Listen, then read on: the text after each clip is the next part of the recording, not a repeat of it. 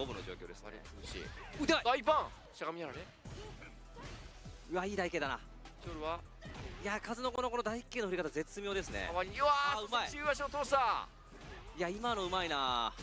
台形でちょっとじらしてから踏み込み中足、あそこで1回が台形側させた時点でそのドライブゲージがすごい減っちゃったんで、キンチョルがもう前に行くしかないみたいな感じになったんで、あの一発が出なかった気がしますね。中足ラッシュが気持ちよく打てないドライブゲージ作ってから攻めるっていうのは、そうですね、ストリート6の一つセオリーでありますが、それを丁寧に組み立った数の子、先に印象を上げました。ただ中足ラッシュまず通したのはキンチョル。ここは持続中段しっかりとガード、中足パンチカッターではあるがつながっていない。中継の使いどころもうまいな。画面中央に戻ってきました。ジャンプジャック系確定している。パリッシュカウンター、インパクトはジャストパリ。ここはしゃがみ強パンチから横押しを重視している。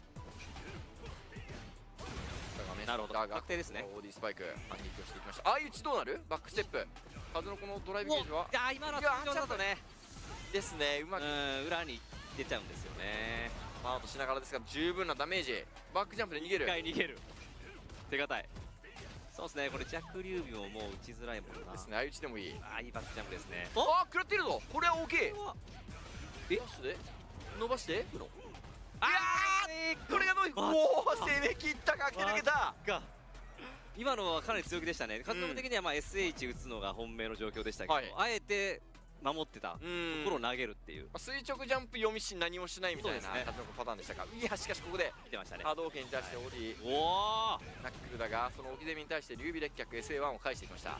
緊張ル使わして後ろ投げ入れ替わる。目まぐるしいですね。ラッシュ上から、いやー、いいストライクだ。なるほど、ストライクだが、その後の読み合い緊張ル勝っていきます。置き攻め、おお、出た。上は落とす。この台形なんですよね。これでドライブゲージを1本あたりさせておく。この波動でかい。陣雷からガードさせていきました。ドライブゲージが危ない。やっぱお互いドライブゲージを削る組み立てがうまいですね。上わーって落ちなかった。らしいですね。勝利は入力していたように見えましたが、あんだけやっぱりストライク見せられてると、ずらしストライクも結構多かったですからね。デルタレッドアサルト、おバーンアウトが危ない。緊張ル、いや、うまいな。これはバーンアウトでしょう。そうなんだ。なるほど、削りだ。削り相打ちになるんですね。完璧な削りプランで数の子がリーチ。とはいえ緊張ルが SA ゲージはある。これをどう使っていくか。まずは数の子、これはかなりメンタルが問われる状況っすね。インパクト、うわ、ここでやっぱ数の子がここで強そうだな。気合を畳みに来たぞ。この状況はそうですね、畳みに来てますね。うわ、遠い。ちょっと運も悪いか。ここは一旦距離を取る。ドライブゲージはお互いに満タン。やっぱ数の子のはちょっと落ち着きがあるような感じますね。まずは中足後ろ投げ。なるほど、暴れを変えた。いやー、左ストライク前に来る。ブレーキをここで踏まずにアクセル踏んでくる男。お、でかい。指打つの。バーンアウトはしているぞ。確定しない。削っていきます。うわー、ここでバーンアウトの有利を使った中足に勝負の早めストライクで。さあ、それでは見ていきましょう。ワールドウォリアーシャープ3日本大会第3回グランドファイナル、時戸対数の子。まず波動拳。時戸はウィナーズ、数の子はルーザーズですので、数の子はまずこの時戸を3回倒してルーザーズに起こさなくてはいけない。その先頭を取った。まあ時戸側の方が強気な選択はまあ取りやすいっていうのは間違いないですよね。見込んでいきます。それが通れば勝てるしみたいな。画面中央、ドライブゲージをお互いに回復していきます。お、台形がいいね。数の子の特徴といえばこの立ち強キック。はい、これうまいですね。うわー、ここで投げ抜けを誘ってノーゲージでですね。画面足を押し込んでいきますが、中足差し返しの形になった。画面中央投げていくのは数の子。ほぼ五分ですね、状況。歩きガードが非常に時々いい。この辺りは前作ストリートファイター5からの技術ということで、中足ラッシュを通しました。画面足です。運陣竜巻、置き攻めをジャンプから、なるほど、空ジャンプからパン。うわー、すごい歩いた。2つか歩いての投げ、ガードしている。ここはやっぱり付き合わないと、ここでね、やっぱ読み分けが始まっちゃうと結構数の子ペースになるですよね、印象があるんで、ここをやっぱり逆卓を拒否していくっていうのは一つ数の子対策としてあるそうですよね。数の子としても序盤からちょっと強めに当たっていくのは、そうですね、ペースをつかみたいですよね、やっぱこういうところでらしさが出ましたが、そこをガードで時戸がラウンド先行を果たしました。画面中央、時々に対して踏み込んでいくのは数の子。シミ多めですね。大パンをかなり使っていきますね、時々。ガードさせてと、いやー、効かない。台からダウン奪っていきます。 SA ゲージも溜まってきている前蹴り、なるほど足元素晴らしい。押し返しの中足狙いすました一撃。数の子はドライブゲージを支払って画面足の展開していきたい。お互い SA ゲージは3本溜まりました。上、うわー、ここでまさかの OD 竜巻、引き出しが多いね。釣り出しました数の子の対空。なるほど、こういう手も持ってると。それをリターンに変えてバーンアウトが危険だぞ。どうする。ただこれはおお、うまい。ここも読み切っている。 OD 波動かな。おお、でも間に合わないんだ。あ、どう。おバーンアウト上等であるのかこの画面足。いや、抜ける。なんで。これインパクトも受けれないんでね。いやー、そして勝利削りプラン。なんか時々のこのドライブゲージ減らないんですよね。なんでですかね。なんかずっとあるんですよね。最後の局面も結構読み合いが熱かったですね。熱かったですね。削りやこれしっかり抜けていく。シミしながら投げ。リターンは数のが取った。おお、いいバックジャンプですね。ドライブゲージはいいですね。中足を通して数の子が大きく読み勝ってますね。リードを広げていきます。対してか。ここもしゃがみ強パンチから投げ、そのまま倒しきりました。パーフェクト。キャミはこういう勝ち方やっぱしていきたいですよね。まずは数の子はその勢いのままにラウンドを先行していきました。やっぱりその緊張の試合見てると結構中キック使ってたんですけど、時々は中継じゃなくても大パンチのところはちょっとそうですね、違うなという印象を受けます。ここはドライブゲージじゃなかったんで SA1 スピンドライブスマッシャーで切り返していきました数の子。いやー、なるほど。ゲージは、まだ少ない。ここでゲージ吐いていく。足中足からの攻め。いやー、これ強いですね、3発から。なるほど。さまざまな攻めがありますが垂直をしっかり見ていました数の子。さすがですね。投げは抜けている。抜ける。8個キック触りに行く。3ゲージあるよな。そうっすね。さあこれ数の子のバーンとか近いぞ。どうする。上から行くか。いいストライクでしたけどね。うろうろするがしっかりガード。8個キック打撃戦波動拳。お互い SAG で溜まってきています。数の子ここからどう勝ち筋を探していくか。この大パンバリア上から行く。めくり弱形1が入れ替わりましたよ。上は落とす。しっかり。この状況お互い動きづらいですよね。次リーサルになっちゃうんで。時々として3本がたまりましたがラウンド的には果たしてもそれか数の子の反応進行していました。これは数の子やりづらいぞ。これやられてまあ体育の使い分けが必要になってくるとですね。まさかのこれを勝負手としてトイダ持ってきました。しかも温存での倒しきり。そうですね。やっぱ剣の引き出しの多さですよね。こういうところが上から飛んでも強いっていうね。剣はいろいろ持ってましたね。竜にもある中で飛びもそうですね。強力というところで対応が難しい。数のこの守りを崩してますよね。さあこれうわー、ガードしている。よくガードしたな今の。足元、いや完璧な足元。おお、8強パンチ。これはいい展開。バウンドさせて本折りのこの歴の長さがなせるこの有利フレームを見極めていくという動きでしたね。動き済まされた動きですね。上わーっとバーンアウトはしています。しのぐ。さあこれさすがにから投げていく。抜ける。うまいな。対空流儀列脚。確かにこれ強いですよね。絶対ガードになるんで。竜巻コマンですからね。優秀ですよね。バード中の剣のスピンからいきますが前に来るところ小技で止めている。気づいたら時々のバーンアウトは回復しているが、今のもねいいシミでしたけど数の子だけはバックステップショール警戒。またしてもやってしまった。疾風陣雷脚リーサルプラン。やっぱこの攻略の深さですね本当に。しかも別にその露骨に狙う時じゃなくてやっぱ狙いどころがいいですよね。確かにそうですね。なんかやっと飛ばせたってところで来るから流れがね、やっぱうまいっすね飛びどころが。私はそう落とすぞっていう身構えたところで来てますよね。いや本当にうまいと思います狙いどころが。これは気づけば2連勝。数の子どうする。さあ数の子これ嫌な感じですね。相当さっきのところも展開良かったんで、対空以外でのミスらしいミスはないんですよね。めちゃくちゃいい動きなんですけどやっぱりこの時々のこのね試合に勝つ力といいますか、実戦値の出し方本当にピカイチですよね。投げ画面端数の子また苦しい状況になった。無敵技のガードもありましたからちょっと打ちづらいでしょう。そうですね。ダッシュここは通す。うわーしのがれる。ガード硬いぞ。硬いな。入れ替えるジャンプだけだが入れ替えている。いやうまい。中足ダッシュ絶妙今の踏み込み中足。先端を狙っていきました。また亀足だ。投げてどうする数の子。苦しいぞ。ここはなんとか逆タクを通したぞ。と画面してストライク打撃を通してレッパか投げが通る。気合の投げだなこれ。逆転あるのか。いやーシュラッシュガードしてる。硬い上おわしっかりと引きつけた。ただ一応うおーフェイタル。ほら数のこの気合が伝わってくるな。よく行くしかないんだと言わんばかりの。いやいい気持ちが入ったいい試合ですね。フーリガン投げフェイタルレッグツイスターでのフィニッシュ、なんとかしのぎました。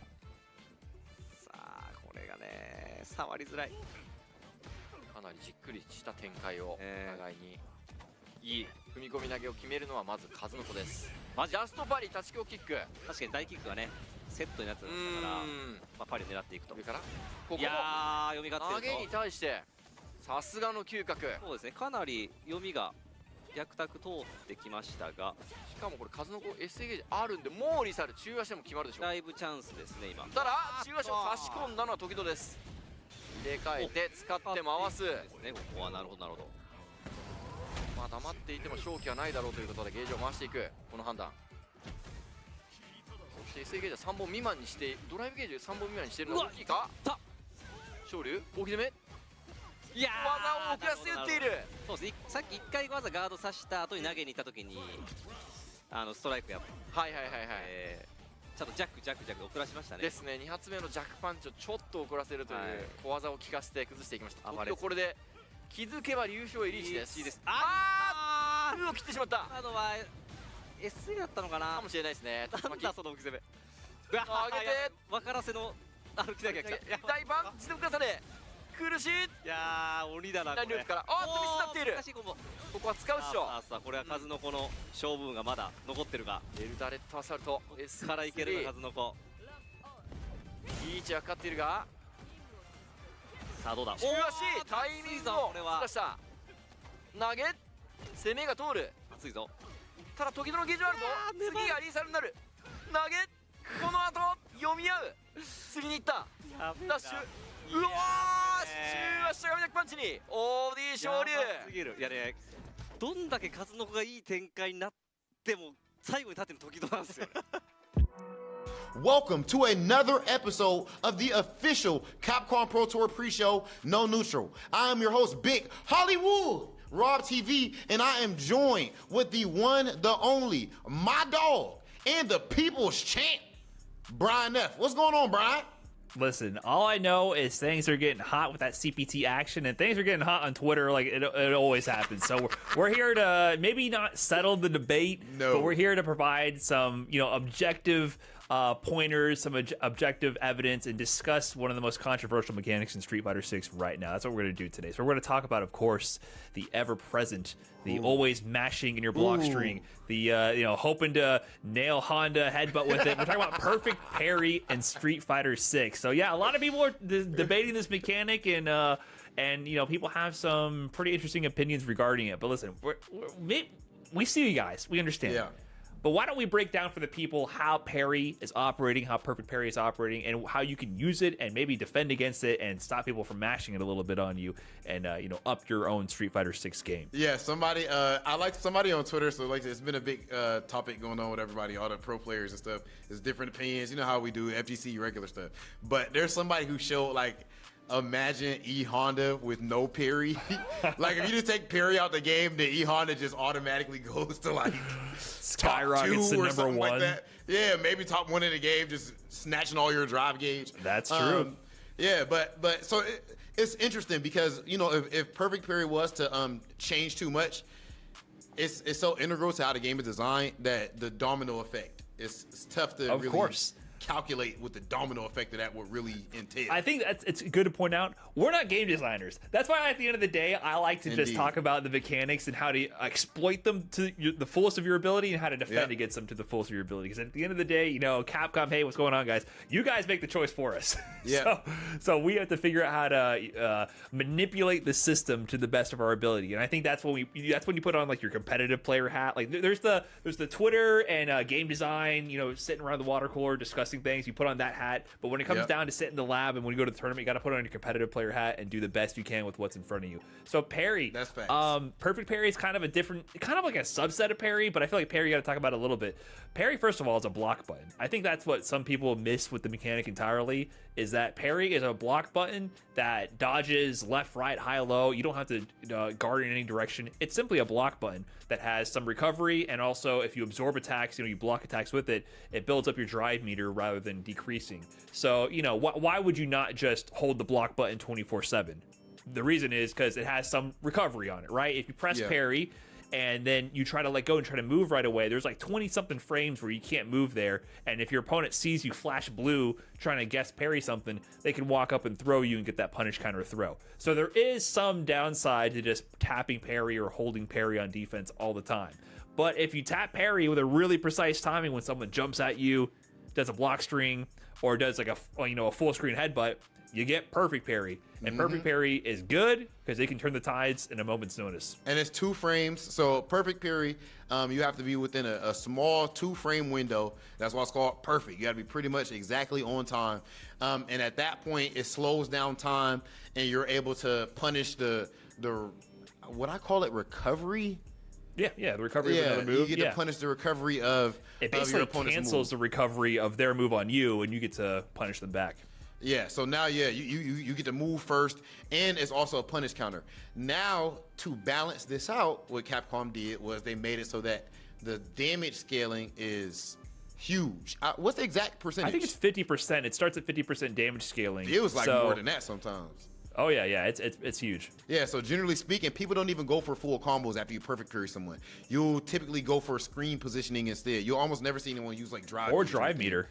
Drive meter is a big one, right? So especially a character, some characters good at that, like JP, right? They perfect parry something. They have certain routes where they can just burn off half your bar. People will do like if they perfect parry something where they can get a heavy punch. They'll do like heavy punch to drive impact, and just that takes a punish counter, and then the drive impact takes another. Suddenly, they spend 1 bar and they take away 2. So people will go for positioning, like you said. You perfect parry a random jab on wake up, and you're in the corner. Nice little back throw. Oh, surprise! You thought it was your turn. It's my turn suddenly, and you take a bar away from them. So yeah, it's not necessarily the damage unless they're like close to death range with like the level 3 or something. It's about the drive meter and especially positioning and momentum, and that's where people get a little bit like, oh, what's going on here? Hey man, imagine there's no parry. I'm in the corner. There's no parry. You got to play against Honda. You got to play against JP. You got to play against Guile.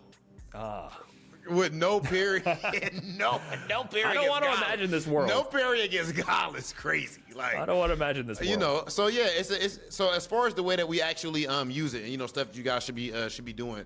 Of course, when you're on your wake up, it's like it's like having a DP in a way, pretty much like a DP with a button. Like, so if you think your opponent is gonna do a medium on your wake up, you could wake up with a DP to punish that. But the thing is, now since you have parry, a DP is actually a lot more risky by far than waking up with a parry. If you wake up DP and they block that, or you wake up EX on amnesia or whatever EX wake up move you do, you're gonna eat a whole lot of damage if they bait it out. If they bait out your parry, if they do go for a throw, you're gonna get hit with 200. Is it 200 damage or 20%?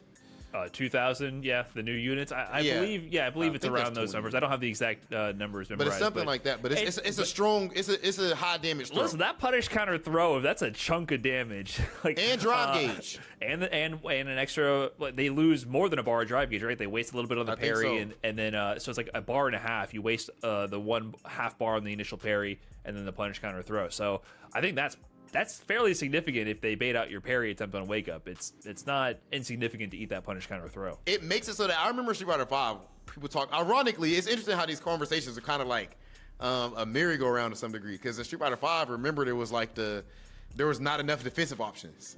But then now and trust me, this is how it goes, bro. I know, bro. This is how it goes in fighting games, man. It's tough it's impossible, I would even say. This is why you should just study the blade. Listen, everything else is noise. Yeah. Learn the game. That's my advice to anybody. Yeah. And to give people credit, I will say, even if people have whatever opinions, a lot of people voicing their opinions are winning. They're cooking within the system. Results are extremely consistent. We seeing the same people making these top 8s and winning, making top at Evo and Gamers 8 and all these events, CPTs. But yeah, man, at the end of the day, I feel like as far as the way to use parry, one thing I don't agree with, what do you think about parrying against jump-ins? I don't like that. I don't ever do that. I never parry somebody's jump-in. I never ever. do it, but honestly, I do Not think there's once do I do think it. that is a really. It's kind of funny because I do think when I see someone parrying my jump-in, my instant thought is, this guy is weak to jump-ins. You know what I mean? Yeah, like, my instant thought is like, this is a crutch, and then I'm going to expose you for it. So listen, I think there is a time and a place where it's very smart to try to parry jump-ins, and that is situations where you literally cannot anti-air, or they bait out your button on the ground, they go for a tight cross-up angle that you're not going to be able to jump back air to air.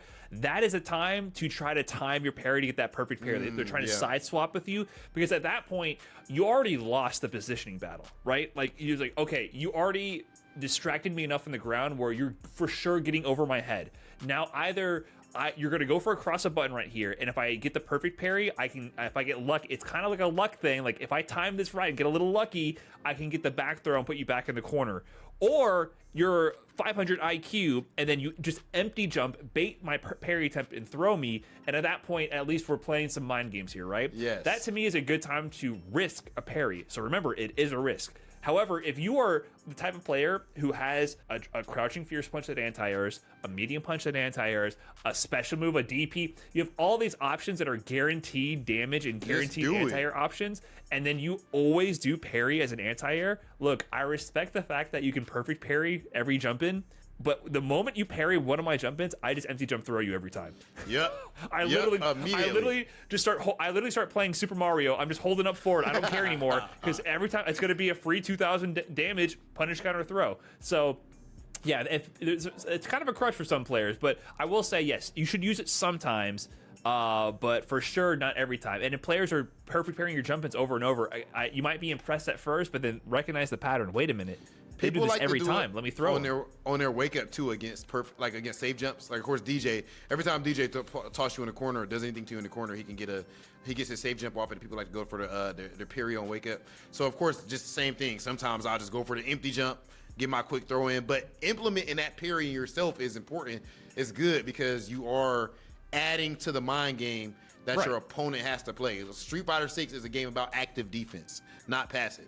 So you definitely should be throwing your parries into the mix. What about parrying and block strings? So this is the one where I think a lot of players get a little, they have controversial opinions in. So like, I mean, we have some tight block strings in this game. Some characters, you know, they drive rush in, they get enhanced plus frames that enhances their block strings. Some characters have plus on block normals that they can string into each other regardless, right? Should you be tapping parry between them? Why not? Definitely. Yeah, Definitely. I do for sure. Yeah. For certain characters, Jury has some of the best block strings in the game, and at some point I was like, you know what? I'm gonna learn this character. I went to training mode and I just recorded Jury's block strings, and I was like, I'm gonna learn the rhythm to these block strings and just start playing I'm playing a rhythm game suddenly. Medium, each one of those mediums, I'm pressing parry. And if I'm on that 2-frame timing, we get that blue screen, I'll back throw you to the corner or do some gnarly setup, you know, who knows, get the party started. Sometimes you need to have perfect parry to stop people from autopiloting their offense, right? I think that's super powerful against some characters. Some characters have gnarly offense otherwise. Fascinating, bro, because like I said, we didn't have that. It's like when you playing against my Karen, I'm a crouch medium punch, walk a little bit, crouch medium punch, you know, stand light kick, all that type of stuff. Whereas now we got parry that actually exists with it, and it's just fascinating, the idea of like how the conversation has like. It's changed. But on the other side of the coin, right? If you're like, man, this dude keeps parrying my offense, you have options. You can stop doing your block string. We have one option. You have multiple options.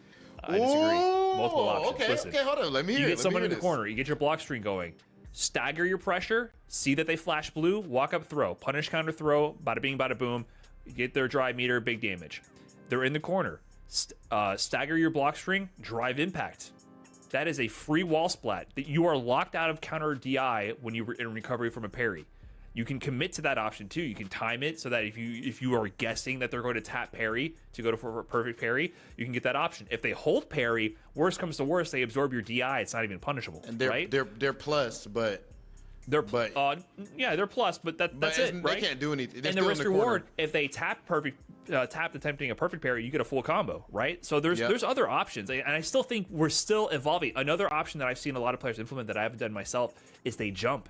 They see you tap parry and then they jump in because you're locked out of doing any moves, especially if a character without like a DP or something like that, an invincible anti-air. Suddenly they're forced to hold a safe jump, and then they can't parry again. They're in parry lockout. They eat drive meter damage from a new block string starting from a jump in.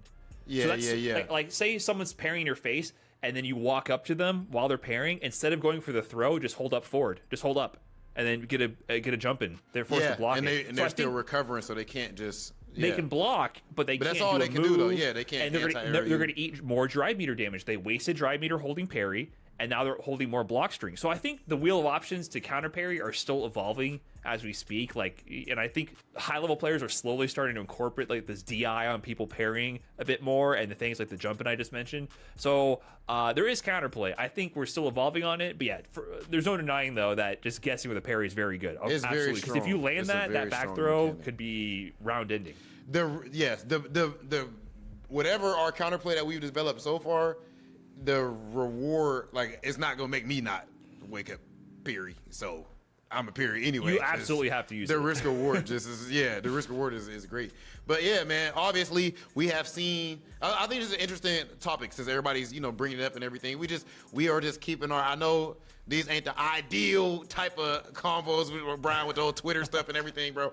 But it's just it's what people are talking about. So we break it down a little bit and hopefully give some clarity for players coming up and everything for how they should use the mechanic. But Brian is 100% right, man. You know the game, adapt, figure it out, and of course, get your W's. And that's what we have been seeing from the most consistent players in the world up to this point. That's it for our topic today. Now it is time to get into this top 8. The best players in Brazil have whittled it all the way down to only 8 players left, and only one is going to make it in the Capcom Cup. Let's see what happens.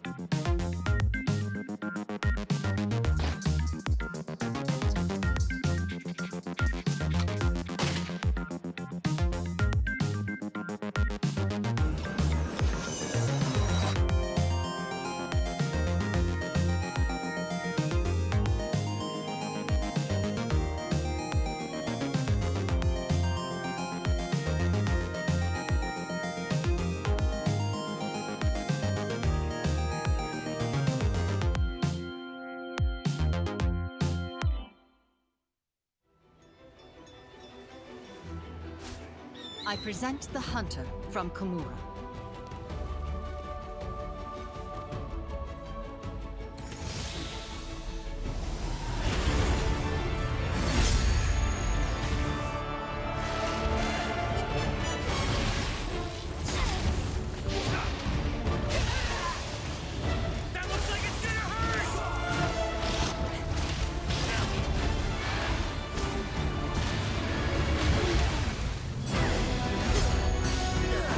This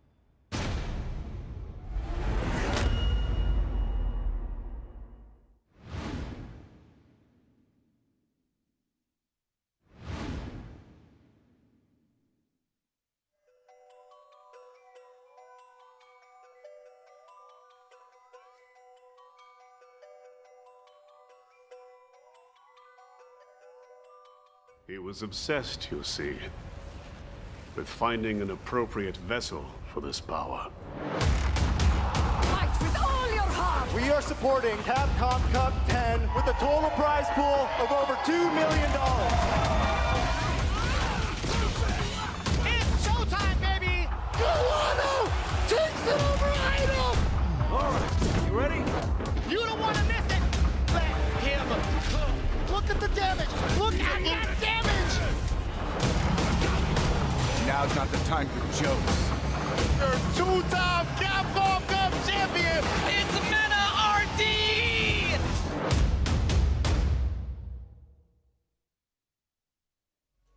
It's all love here at the Capcom Pro Tour Online. Welcome, everybody. We have gone through 16 players from Brazil, one of the strongest regions in the world. And, you know, thanks to all of the Capcom Pro Tour Online, we've been able to see their strength, and we are going to bring you the top 8 action today. My name is James Chen. Hi, it is Marine, and I am super thankful to always be here to commentate one of the best regions here in the world. So again, like you mentioned before, you know, we got through top 16, and now we're here top 8. Yesterday, we were just talking about how, like, literally anyone can make it into top 16. There's, like, a bunch of players that we've seen in previous CPTs.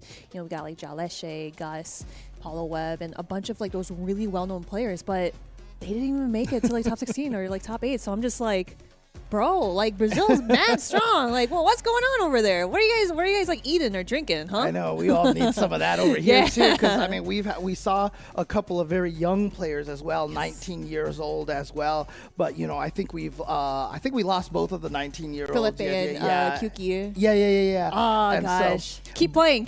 Yeah, absolutely. Huge fan already. But again, big you know, fan. I know I've said this a million times yesterday, but again, Brazil, always a region that has had a representative at Capcom Cup almost every single year, whether it was 100%. Shushu or Keoma or Didi Mokaf, or, you know, it was always a different player. So again, what a strong region here. And so let's take a look at the top 16 bracket over here and see what we went through yesterday.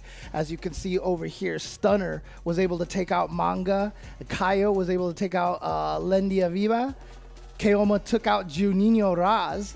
And shout outs to Keoma, by the way, for the lore on Raz. I did see that lore tweet. Yeah, that's actually really cool. It's like, you know, just having that like wacky but very strong play style. So it's like, yeah, I'm gonna rock with it. And it was Juninho who came up with it, and other people just started adapting it. So yeah, but Namikaze here also was able to take out Oris Pauline, and you can see that set up our top 8 winner side. And so what happened in the loser side of the bracket here? Oh man, the losers. It was definitely a bloodbath. But again, you know, these players are no one to be messed with. So in the round 1, Ronaldinho reigns over HA Dash, Dark Ross over Didi Mokov, Kyuki over the Force 90, Zydani over Felipe, and then round 2, Ronaldinho. You know, we actually mentioned it before, where his run in losers, where he lost one round. First round, and then he just went ham with his Blanca. And I'm just like, okay, I see you.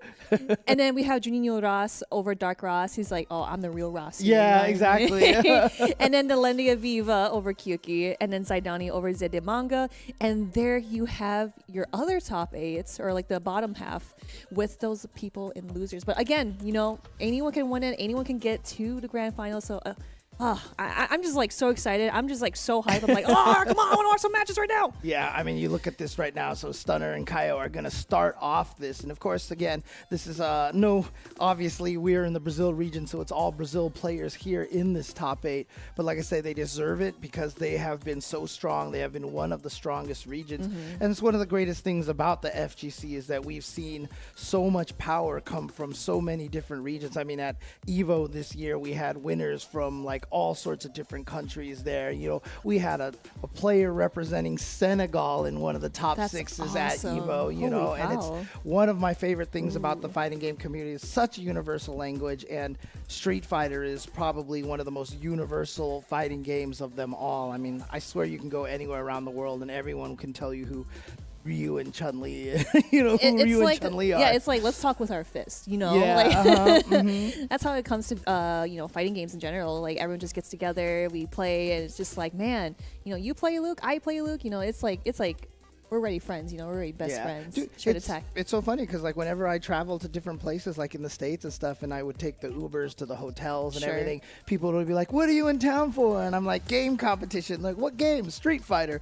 I remember like everybody remembers Street Fighter, I know, right? So. It's been here for so long, but you know, again, just seeing like the newer generation playing Street Fighter 6, like we mentioned, Felipe and Kyuki, and of course there are other younger players playing this game too. It's just mind-blowing. Like, this game literally brought everyone together. Yeah, and you know what Brian and Rob talked about yesterday on No Neutral too is that it not only brought in a whole new wave of new players, but it also brought back a lot of the old school players too. I mean, we had the US West World Warrior where some old man named Visant actually got into the top 16. Ooh. I mean, I hadn't heard that name in a long time, you know. Evo winner Visant, aka Viscant. So shout outs to Jay. Always a big fan of his. But yeah, I mean, we're bringing people from all over the place, and it's exciting. And we saw that, you know, we have players who are, you know, 36 years old here going up against players who are 19 years old. And so, yeah, great variety. I mean, have you like, yeah, there's like also videos of like, I remember, I think it was like a 9-year-old Japanese boy who got mastered. And he was like, yeah. I was like, yeah. Let's go. It's so freaking awesome. And again, like, I just love seeing that because that's what we love about fighting games. You know, we can all get hyped together. It's wholesome moments, and seriously, it's going to be here for a very, very long time. Yeah, and so, you know, we're all family and friends, but not now because it's time to beat each other up here.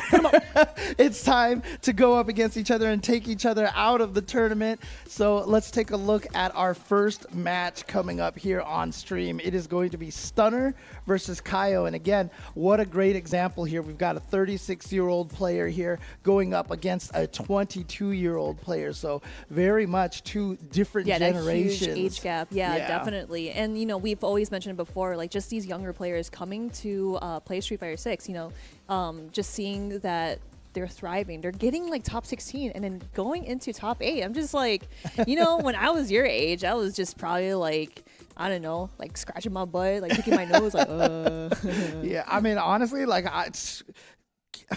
when I was their age, if I knew that there was like $1 million prize, you know, for Capcom Cup is crazy. So, or, you know. or just like even getting a spot at Capcom Cup to just kind of like put your name out there, put your region out there. Like, again, it is definitely an experience that you will never forget. So seriously, props to these people just coming out here, showing how hardcore they are at the game. Absolutely. So let's do this here. Stunner versus Kaio. And as you saw right there, Stunner with the Cammy and Kaio with the potential modern and classic DJ. So we'll see which one he goes with here. I mean, yesterday we saw him play. It was just all classic. Yeah, he went with classic last time. But I'm curious to see why he listed himself as modern/classic, if he has any particular matches. Nope, he's going to go with classic over here. Yeah, I wonder if it's just more of like the expression. Seriously, it's like this game is totally serious. Like my family died. Wait, what? No. Yeah. Do the expressions. And then you look at Cammy, she just has this uncomfortable smile on her face, like, okay. I mean, DJ's got like red eyes. It looks kind of creepy. Yeah, he's like looking at you with his eyes like, hey. All right, here we go.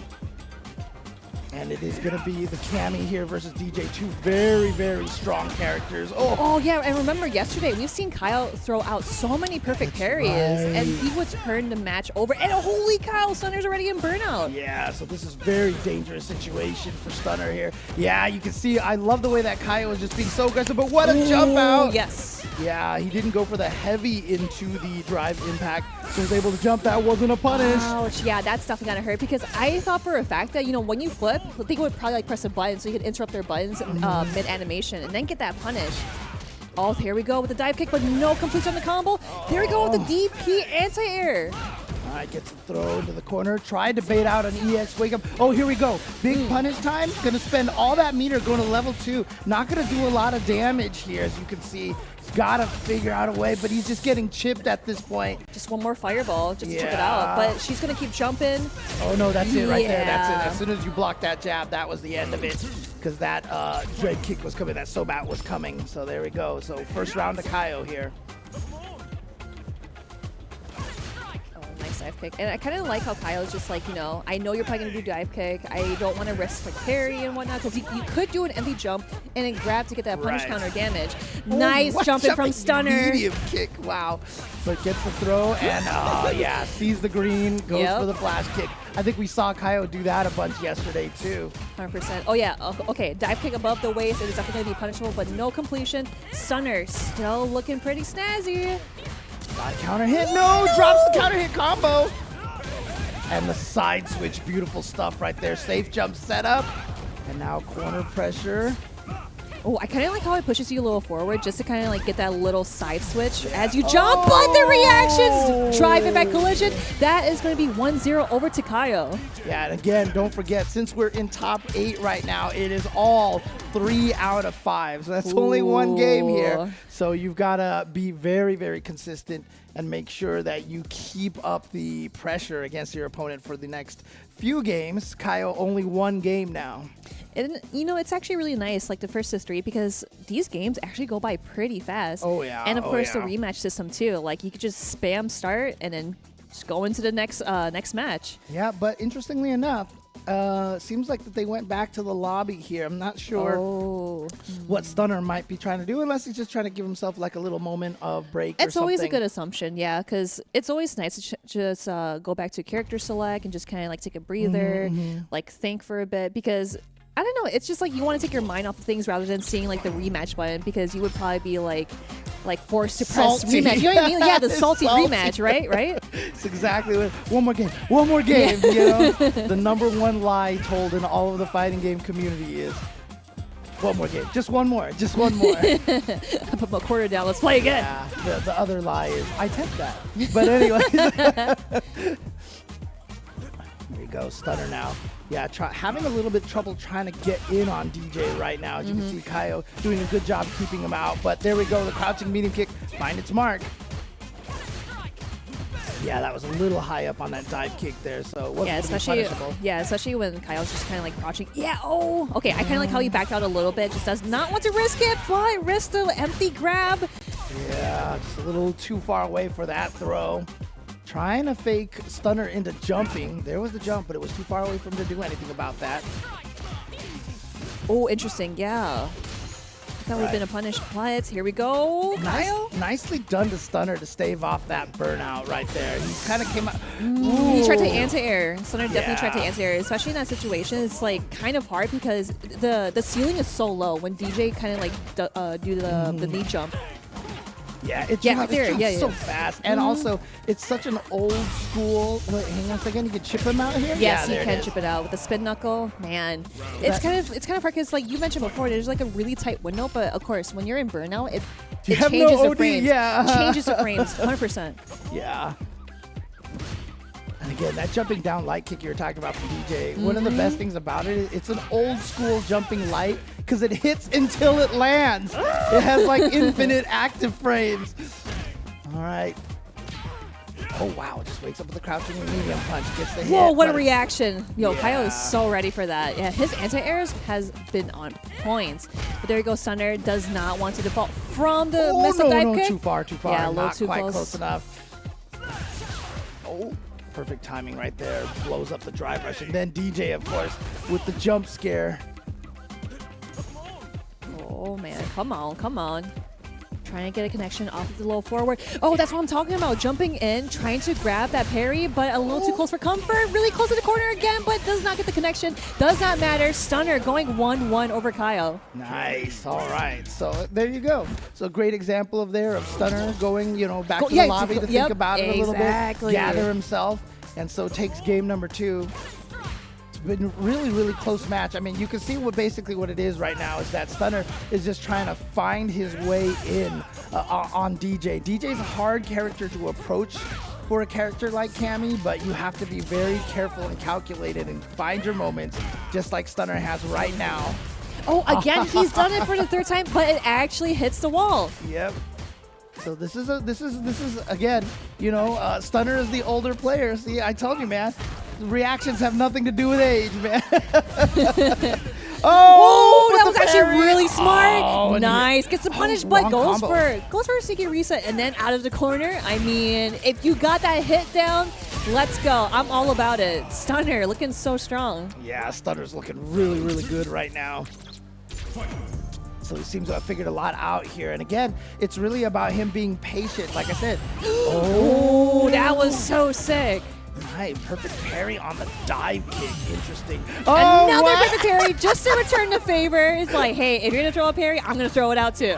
Yeah, and so that's why you see Stunner going with the throw this time. And now gets in with the dive kick again. And like I said, I really like how Stunner's been playing this. He's going to go cash out the full level 3 here. You know, like I said, it's hard to get in on DJ, but the way that she's been playing, the way that Stunner has been playing, Cammy. Oh, that could have been it. Just like one more hit, but there we go with the light kick. Going into drive rush, but again, putting yourself in burnout.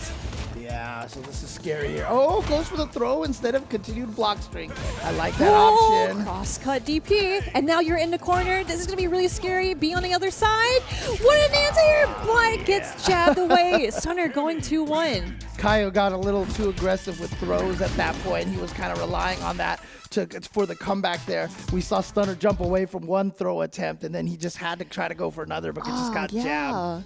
Yeah, because like one thing is that I saw that Kaio, like it was okay that he was in burnout because he had enough health to kind of like eat like all the chip damage. But once he got grabbed, it's kind of like, oh crap, like I gotta think of something differently. Yeah. So man, yeah, Stunner played that really well, especially like cashing out the super and just trying to apply more pressure as much as you can. And we mentioned it before, where if you want to cash it out, you're eventually gonna build up that meter again just to do like another super. Right. Because if you do keep like level 3 super, it's kind of like you're just kind of not like gaining anything. Right. Of course, you are doing damage and just like trying to win, but just doing the super kind of like messes with your opponent's mental. It's like, oh, okay, I really got to do something here. Rashid? What the He's like, no drive rush? Okay. Yeah, see, that's the thing. I was like, we were going back to the lobby, and I was like, is Kaio going to switch to modern DJ? Modern DJ. No, it's actually a Rashid switch. And you see, maybe one of the things that he wants that for is that standing heavy kick can hit the dive kick out of the air pretty early. Sure, we saw that one time, but we haven't seen it again here because obviously heavy kick, very slow startup, but also a great whiff punishing tool here. We had no idea that Kaio had this Rashid on deck here. I'm like fumbling over my notes like, what, Kaio? You're playing Rashid? Right? It can't be. Right. Oh, nice. Goes for a little empty jump setup there. And this is the one thing, right? I mean, obviously Rashid's a very strong. Oh, boy, he's got that perfect parry. Are we gonna go into level 1 super here? Nope, he's gonna hold on to it. Safe jump, nice safe block. jump. And it's actually a really funny first match that we have here because obviously on No Neutral, Rob and Brian, all they were talking about was perfect parry, and we've been seeing perfect parries all over the place. So there it is again. Dude, oh my gosh, Kaio, how are you doing? I feel like he's just seeing into the future. It's like Brian F said, as soon as you know your opponent likes the perfect parry, your jump-ins, you've got to empty jump throw. That becomes a thing. But then, of course, that opens you up to getting just anti-aired by any button out of the air. Nicely done. Kaio here looking strong here, looking like that Rashid pick. Yeah, this is actually like a really good change for him, too, because it looked like he was kind of struggling with DJ, but Stunner was able to like download his DJ. But here we go, Stunner with the opener. Good throw tech from Kaio. Tried to challenge the dive kick, but got hit. That's oh wait, he should be able to kill right here. Level 3 for the vlog. And Rashid is gonna take this and go up 2-2. I mean, hey, yo, clip that. Yeah. You know, because he's a streamer, right? Like, clip it. Yeah. At first, I thought he was just posing. I didn't realize he blows the camera away, and he's trying to chase his camera. Because obviously, that camera's got to be so expensive, dude. You don't want to lose that camera, dude. Yeah, because, he got it from, like, from making money off the stream. Yeah. It's like, oh, I only have 50 subscribers. It's enough for me to get, like a $100 camera, so. Oh, man. But I really like the idea that, like, Capcom just kind of made him, like, a streamer. Because, like, in Street Fighter 5, he was just, like, I'm the windman, like just doing things here and there. But in 6, like again, like everything just feels like so like wholesome, friendly, or like it's not even serious. Because we mentioned before where JP, like he's not even like an evil like Shadowloo King. Yeah, I mean, he's just a financial advisor. And then like when you play the actual World Tour mode and you find out his motivations and stuff, it's kind of like one of those Thanos was right things. Like he's not wrong, but it's just like maybe. But you know what? I mean, in most players' hearts, JP is the villain. Yeah, he just sounds so like sleazy. I don't know. And everybody hates fighting him. Let's just put it that way. Dude, I just love like the reactions or like the emojis. Yeah. During the waiting Dude, have screen. you seen the Aki faces yet? Oh, they're she's so cute. I love her. Oh man. Oh wow. Oh, that was pretty stuffy. No anti-air. But on the other side, nice. He wasn't expecting him to get hit by that jump heavy punch. So he didn't have the combo going afterwards. What a conversion! That was actually really sick. What a great pickup.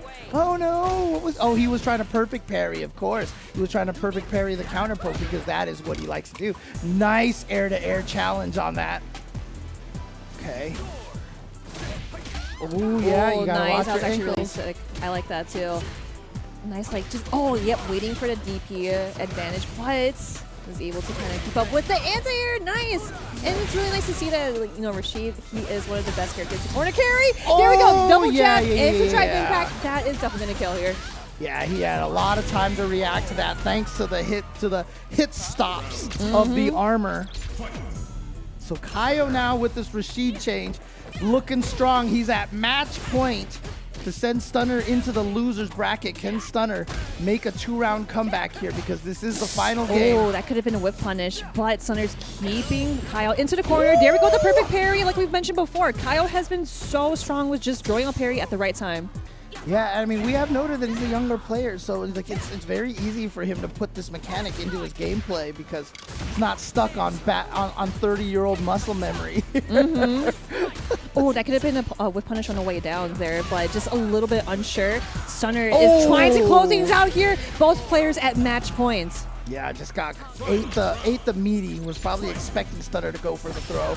Tried to do so. Oh my god! I beat you to the finish line with drive rush. Oh, and then a drive impact out of nowhere all of a sudden. Okay, because we saw Stunner using the drive impact early on, and now Kaio busting it out of nowhere. Like that decision. This is actually really nice too to see Kaio just kind of playing a more crazy playstyle because we haven't seen Stunner do wake up DP at all.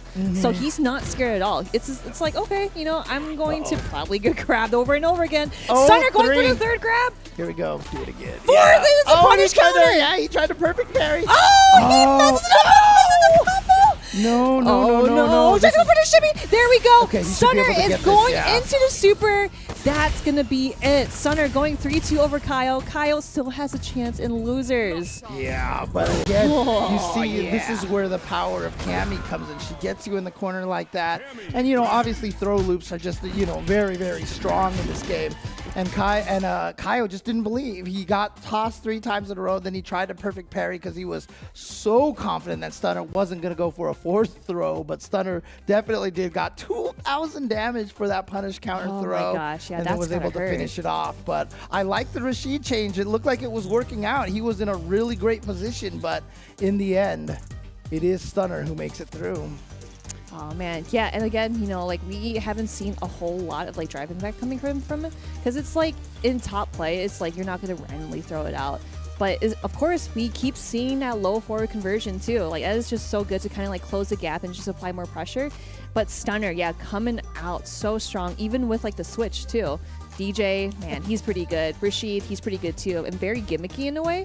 But it looked like Kaio was about to kind of close it out against Stunner. It was really close because either player, they could have won that. But again, Stunner coming out on top, trying to win this whole thing. But like I said before, Kaio definitely has a chance in losers. Oh, the jab, it's driving. I was like, yo, press it, hurry.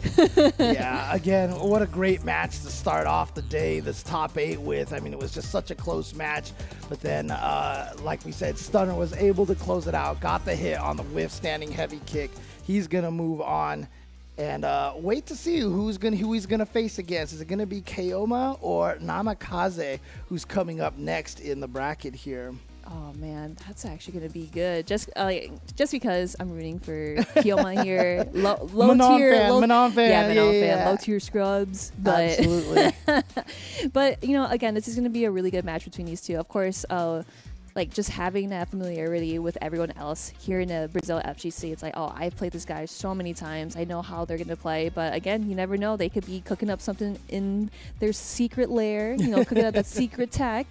But yeah, this is gonna be really good because we are still in winners, and again, that run in losers, you got losers round 1, losers round 2, and then losers semifinals, and then losers finals. So it's gonna be a wild ride. Yeah, and again, I mean, like you were saying, like the secret tech here, Kaio busting out the Rashid out of nowhere. We were so surprised. We were like, huh? And the powerful thing about Rashid is that there aren't a lot of very strong Rashids out there, and again, one of the characters that's kind of tough to find practice against, because I mean, clearly Rashid is very strong. Clearly he's really, really strong, but he's the newest character, so a lot of people haven't put as much time into him. Plus, another thing is he's very different than he was from Street Fighter V. Mad different. Yeah. I know, like for one thing, he does like he does have that corner carry. Just like the tornadoes, and of course that the super 2. Yeah. Which is his Isar. V Trigger 1. Yeah. And it's just like, man, I remember this. And like the thing is that if you actually hit Rashid with drive reversal, and like I don't think the tornado extinguishes. Like it's just like still there, yeah, right? It's a tough situation to deal with, and a lot of time. I mean, the scariest part is like one of the strategies is just to walk into the tornado, block it, and get it out of the way. Yeah. But then he can walk you out of the tornado. I mean, throw you, like Rashid has always been a mix-up character, Yeah. and he's super fun to watch. Cause he's like, I'm over here, I'm over there, I'm over here, or like his his win animation where he's like, and then he like flies in the air. It's just like, what are you doing? Oh my god. Oh man! But as we said, Keoma coming up here with the Manon play over here, and honestly, the Manon I feel like has kind of the amount of Manon players has kind of started dwindling. This is a character that started off very, very strong. Because of that 5 medal system. Yeah, a lot of people were scared of the medals. But, at this point in time, you think about all of the Manon players around the world. We've got, like, Random. We've got Idom is still rocking the Manon. Keoma, obviously, playing Manon. But I feel like a lot of Manon players have switched off to other characters. To either, like, Maritza, to... I don't know, like maybe Ken. If you want to win, just like no, I'm just like. But yeah, no, I definitely agree because Manon definitely struggles in ways where she's not as consistent. Let's say as like Ken, Kaio, Jury. Or even like DJ as well, and I just kind of wish that she was on that same tier. But again, Keoma making it top 8 in winners with Manon, like this is going to be really, it's impressive, and this is going to be super fun to watch, especially for me. Learn some tech. I'm actually writing notes right here, but again, Namikaze, he is definitely a fan favorite. Everyone wants him to win, and of course his DJ, like we've seen it before yesterday, so strong, so explosive, and I'm actually really excited to see who's gonna come out top and get into winners finals. I think it was the Horus. He went up against Horus and actually just kind of steamrolled him over there. But again, another example here of a veteran going up against a young player. A little bit, not as widespread of an age here, but still 34 versus 24 here coming up, and we actually have quotes from both of these players. So let's see what Keoma actually has to say about this match over here. All right, so Keoma says, I truly expect this to be my hardest match in Street Fighter 6 so far, as Namikaze is the strongest player in the region right now. Okay. There will be no room for error against him. I'm also really happy for him for how strong he became since Street Fighter V.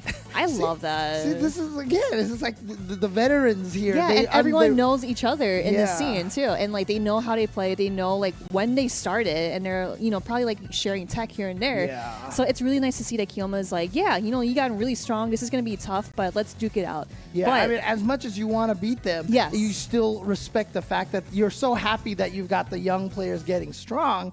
Well, let's see what Namikaze actually has to say about this one here. He says, Keoma is a legend in our... Look at this respect. There's too much respect here. Come on. Yeah, and it's always a pleasure to face a player as experienced as him. I hope I can provide a good match for everyone watching. Look at this. This is the generational respect here. Yo, but it's I want more trash talk. Come on, guys. No trash talk. No trash talk. I wanted to keep like this because, all the times that I've seen trash talk on social media, I'm just like, don't you guys ever like talking to each other? Like, what's good? But I'm so happy to see the young players getting strong. I can't wait to play the veterans. I mean, come on. Yeah, I know. Like they're just saying some like the future is now, old man. Come on. Okay. Oh man. But you know, again, it's gonna be really fun to see because I always mention this. Like everyone in the Brazil FGC, like they know each other, they want to level up, and they like Ronaldinho has mentioned too. Like the scene has been growing. I DJ's love face these. is the best. I think every DJ just uses down and that's it. It's the best face. Yeah. Because it's like, are you serious right now? What? All right, here we go. And of course, one of the biggest weaknesses for Manon here is that not a very strong drive rush, but Keoma actually managed to get in with one right there. Great anti-air on the down light kick. Oh, double drive rush after the back fears too. Yeah, we parry those. Yeah, but you gotta watch out. Keoma down to only 2 bars right now on that gauge. Oh, yeah, I kind of. Oh my gosh, that's so close too. Oh, going did he for the actually super go? one. Oh, but it didn't kill. Oh, nice fake Oh, right that's there. actually really And sick. Yes. just a great read on the fact that he was going to go for another fireball afterwards. That was a really smart play right there by Keoma. Oh, going for another super one as well. After getting the perfect parry. Oh my gosh, with the low short and 4 going medals. into command grab. Yeah, we got 4 medals on deck here. Yeah, so 1 hit and a command throw will kill at this point. God, he charges so fast. He just throws a fireball. That was actually really sick. Now we have 5 felonies. Yeah. Oh, he tried to sneak in with that last one there. But here we go, burned out. This is so scary for Keoma now. He's got to just bide the time. Maybe just take the chip on a lot of these fireballs. Yeah, you can see he's just, you know what, I've got enough health to take some chip. Yeah, and the thing is, like, if Keoma messes up one time, it's kind of donezo for him. Right. Yep, you're slowly backing And up. there Yeah, it there we is. go. Yep, There's the drive okay. meter. Here we go. And now back in business. Back in business, Kyle. Here we go. Oh, catches him low. He's going to be able to blink off of that. And Keoma taking game number 1, showing the veteran status here with the Manon. You know, and that's like really fast too, because I thought that Namikaze, like, you know, when he sees green, he's definitely going to do ODDP to kind of interrupt the strings in between. But I really like how Keoma just kind of went something really safe, like just doing the crouching short, jab, and then into the ballerina up kick. Because we've seen him do, like medium punch, drive rush, and then he would do DP in between. And it's just like, okay, I think I got to stop that. That's why he was kind of like staggering a bit, does not want to risk anything. Yeah, plus another thing too is Keoma's been doing a good job recognizing when Namikaze is actually standing and not charged for the up kick. Oh, 100%, yeah. Yeah, you can see right now Namikaze, okay, now he's charged, but as soon as he uncharges, you see Keoma trying to move in. Oh my gosh, yeah, just the footsies here and there. There we go, Namikaze going for the regular grab. And of course, slowly putting Keoma into the corner. That medium so bad is such a strong neutral attack for DJ. Oh, wow. DJ's like, you got legs? Well, I got better legs. Gosh, that DP just, yeah, it pushes him a little forward, obviously. But I didn't think that would reach. Holy crap. Okay, Namikaze, really strong neutral game that time. Really, really strong neutral game. In game number 1, the reason why Keoma was winning was because he did have a lot of, you know, he was able to approach. He was able to keep this very close distance. He's actually playing very close to Namikaze, but in game number 2, Namikaze, obviously, as you see here, has been punishing Keoma for it a lot better. Safe jump. Yeah, the safe jump. Yeah, it's a little risky. I remember, like, I would try to anti-air that in the corner. It just does not work. But Namikaze found the read. It is going to go into Super 3 to close things out. Yep, easy peasy. There you go. Namikaze tying up 1-1 and doing it in the back emphatic massager fashion. on the front, too. Yeah, I know. Actually, you know, DJ, you can hit me with a level 3. I think I could use the massage right now, actually. And the way that he places you down, he just like punches you up in the air. You're like, oh, that felt pretty good, it's DJ. Fun. Yeah. It's fun. It gives you a nice little, you know, aerial journey there. You know, feels good. There we go with the DJ's got a punish counter with the whip punish. Nice. In chiropractic care. So, okay.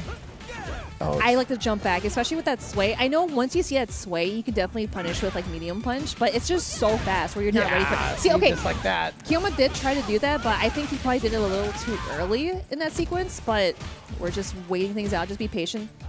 Yeah, and DJ's buttons in neutral are so strong. I mean, Manon has really good buttons, but, you know, they just don't lead to as much damage, and Ooh, and you know, a lot of her long-reaching ballerina kicks and stuff, very punishable on block. Ooh, no anti-air coming from Namikaze. Oh no! No completion, but that does not matter. Gets that punish counter and closes that 1 round. Yeah, I really feel like in game number 1, Namikaze was kind of caught off guard by how close Keoma wanted to play in neutral. Keoma really tried to stay right up in his face, and now Namikaze, now that he's expecting it, you see a lot more of those medium. Oh! That was actually really smart! What? No way! Anyway, it's like, hey, if you're gonna throw a super, I'll throw a super too. We'll be even. Yeah, she still had the invul frames, and since it does have the ability to pass through opponents, they just pass through. So they're always gonna get it this time. Pass through there. Yeah. Plastic overhead follow-ups. Yeah, I'm very surprised because like Keoma hasn't been doing a whole lot of overheads, which is smart because Namikaze probably would have read that. But oh no, drops it again. Yeah. I was gonna say if he nice, there we go. Keoma right there, you know, he had been going for a lot of overheads on Namikaze. Namikaze has just been standing and blocking. So Keoma went for the Hail Mary sweep right there, hoping that Namikaze was just standing and not ever crouching. But Namikaze got the block and the punish. So Keoma down 1-2. Gonna have to put in some work here to win these next 2 games. Starts off good here with a medal in less than 10 seconds. Oh no, a little too far, but a little also too far for the punish here too. Going for the jump in for no DP. Oh, I like that. Oh, yep, frame trap. Oh, goes for the super again, but Namikaze definitely read him like a book. Yeah, almost a little too early with that super, I feel like. Didn't give Namikaze a chance to have committed to anything. Yeah, exactly. It's the right idea, but it's so scary. You know, like I mentioned before, Keoma doing the overheads. Oh, that's gonna be it. Yep. Is that enough? Not quite. Okay, actually, if he had more drive meter, that would have been it. But oh, so close. Yeah, and he's burnt out. Oh, what? That reach? What? Oh yeah, okay, so like Manon's jumping roundhouse, it actually reaches pretty far, so it looks kind of goofy, but it actually, like, she got long legs, that's all I'm telling. And yeah, and I swear their stats here, Manona's supposed to be like shorter than Ryu, and you're like, no. No way. No. That's like the same thing where in Street Fighter 5, Poison is like 110 pounds, and I'm just like, no, she's not 110 pounds. Like, she's so muscular. What is this? All right, here we go. Keoma now. Looking good. 5 medals here. Yeah, 5 medals. Doing a lot of damage. Stuff, but we're going to cash out here. Go for the full level 3 here because Namikaze, obviously down a whole entire round, wants to try to get this round to take it to round 3 into a match point for himself. Keoma right now, you can see being very patient, but he's got to be careful because he's about to get burned out. Yeah, you can't jump at Namikaze, especially when he's just throwing fireballs, because that's what he usually expects. And goes for another ground from the sway. Namikaze sitting at match point. You know, I was going to say, in between those sequences where Keoma was doing overhead, or, like, you know, you mentioned, like, the Hail Mary sweep and stuff. The thing is that I'm surprised that Namikaze hasn't reacted to doing, like, maybe, like, parry or doing drive impact to catch those instances. Keoma with a nice lead here. It's only going to take 2 command throws to be able to take this round at this point, but as you can see, Keoma really hasn't been able to land any command throws against Namikaze. Namikaze's been very, very slippery. Keoma hasn't had a chance to set up any of like the back medium kick mix-ups or just even a drive rush mix-up. Ooh, see, that's what I'm talking about. Yeah, that's actually really smart because after doing overhead, you kind of have some more leeway or recovery to be able to throw out medium punch. I do that too. So here we Let's go. 1 command throw will do it. You gotta be careful if you are Namikaze. Woo, here we gets go. The hit. Not even gonna need that medal at all. Gonna get the kill off of this. Keoma ties it up 2-2. Here we go. Final game here. It is a best of 1 between these 2 players. Both games that we've started off today have gone to a game 5. So game 5 medals. I'm telling you, dude, it's so good. Especially like just having that extra damage just feels so good. But there we go with a great punish. Going for 2 medals. Yeah, builds up to 2 medals right away. What? I thought that was going behind. I thought so too, but man, Namikaze is ready for anything. Like I mentioned before, you know, his anti-airs are also on point. But Keoma going for the drive rush, and there we go for the vacuum because he can't follow up with anything else. Yeah, again, when you cross up DJ and he goes with the up kicks and misses, you see a lot of players ready to drive rush after him. You kind of have to. Oh, he walked back. Super. Yeah, he walked back. He was definitely looking for that because he's seen Keoma would just wake up super just to catch Namikaze off guard. Nice drill break. You kind of have to, as Manon, you have to establish that level 1 because otherwise people are just going to relentlessly beat you up on the ground. Problem is Manon's level 1, fairly slow startup. It definitely is, yeah. Oh, here we go. Oh, he no, went for the impact instead of a combo. I feel like that might have been an execution error. Like he probably wanted to go for a drive rush cancel instead. I wonder if he might have like fat fingered something instead. Right. Yeah. Oh my gosh, the drive rush What from a DJ is tech. so freaking fast. And the patience coming from Keoma just is even louder than the pressure that Namikaze is just thrown at him, but goes for the leg. Namikaze sitting at match point. Yeah, again, that medium so bad. The medium drag kick right there is so good. Just such a great move that basically steals neutral away from the opponent, forces them to be so careful and to think about things. And then you get caught by a Just Cool. Look at this, level 3 on deck here. He is spending everything. Look how much damage DJ can dish out. Ooh. Goodness, that's like 6,500 damage Yeah, right that's there. actually a lot of damage. Keoma's got to think of something. Drive reversal just to keep Keoma in the corner. That is such a smart move from Namikaze. Going for the perfect KO. Namikaze 3-2 over Keoma. Oh my gosh. That was actually really sick because Keoma played that so well, especially how fast-paced DJ is. And, you know, Namikaze, he was doing a lot of smart things where he was, like, throwing out fireballs just to keep Manon in her place. But Keoma was able to kind of, like, find that that rhythm, you know what I mean? That rhythm early on. But Namikaze decided to mix it up. With those sways, we haven't been seeing a whole lot later in the game. But, man, Keoma... He started off really strong. He started out super, super strong, but Namikaze was able to catch up here. Right. Like I said, I really feel like Namikaze was kind of caught off guard by how close Keoma was trying to play on the ground game. You find a lot of Manons, they try to take advantage of the long range of their buttons, so they try to stay further away. And this Look at this right here. It's like, oh, what happened? Excuse me, coming through. Thank you. But yeah, Keoma looked like he was in trouble here in this first game, especially, you know, with Namikaze reading stuff like that level 1 super. But Keoma actually playing really strong in game number 4, was able to tie it up 2-2. See, gets a nice combo off. Yeah, of and then this. of course getting 5 medals. It always feels so nice to have 5 medals because it's like, hey, I'm kind of a threat if I get close to you. But yeah, with that fireball there, man, unfortunate. But again, Keoma has a chance in losers. Namikaze is going to go against Stunner in the winners final. So still on the winner's side. They haven't lost a game yet, which is freaking awesome to see. Yeah, so Namikaze, Stunner, going to be coming up, but that's going to be much later on. So we're going to transition down to the loser side of the bracket.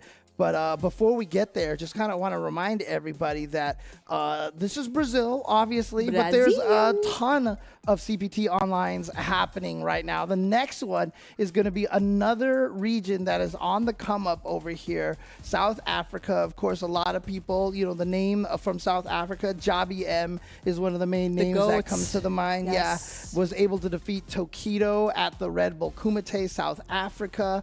And so a lot of players there. I mean, you saw it at Red Bull Kumite. So many fans of the FGC out there, so happy to have an event in their backyard.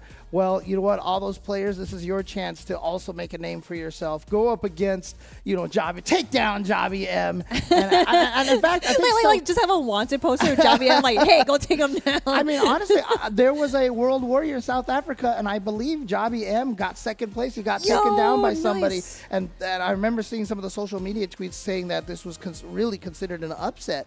So, you know, there's a lot of people out there ready to take some names. Yeah, and we mentioned it before, you know, just having like those secret killers in different regions. Like, they just don't travel, but they just like play so much where they're probably like one of the best players in their region. We just don't know about them yet. Exactly. So make sure you sign up for this, and for all the other CPT onlines, you can also check CapcomProTour.com for more information on how to sign up and register for those events. But there are also 2 CPT offline events that are going to be big majors where you can qualify just by winning these events. Yeah, again, like Singapore, very fun place. France, I've never been, but I'm sure it's fun too.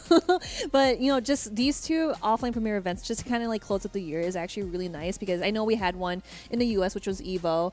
And then, of course, we have one in Asia and then one in Europe. So it really does balance things out. But again, we got the premiere in Singapore, the premiere in France. Seriously, definitely check it out. Definitely sign up for it, and you are in for a ride there. But another thing that I'm in the ride for, I'm probably gonna go get some Chipotle. Yeah, so we got some Chipotle. Dude, that carne asada looks mad good. It is a limited time only item, so definitely get that. Seriously, it's probably like one of the best things that I've ever eaten at Chipotle next to the steak. I'm a beefy girl, But again, I'm super thankful that Chipotle is able to, be here for all the Street Fighter action. So make sure you get the Chipotle, because I love it. You'll love it. Everyone will love it. Absolutely. So again, use that Chipotle app, order online. You can also build up points, get a bunch of free food at the same time. So there you go. Make sure download that app and order Chipotle the easiest way possible. And of course, I think did we have some chips in the back? I'm gonna have to see if the chips have arrived yet. So we got y'all. Yeah. So look, we gotta go look for some chips. So while we do that, please, you guys can take the time to order some Chipotle on your app right now. Go grab that and stick around, because some more top 8 action coming up after this break. Don't go anywhere. Chipotle's carne asada is back. It's our most tender cuts of steak, grilled and seasoned with cumin, oregano, and coriander. Finished with fresh lime and hand-chopped cilantro. Carne asada. This is our best steak ever.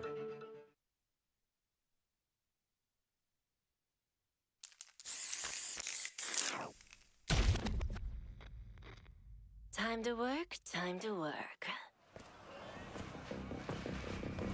When inhaled, coriamyrtin blocks the gamma-aminobutyric acid receptors in the central nervous system, causing spasmodic muscle contractions.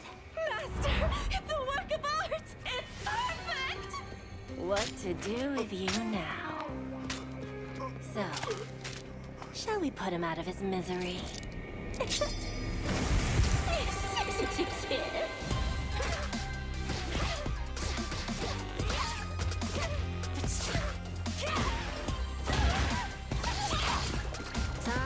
Some experimentation.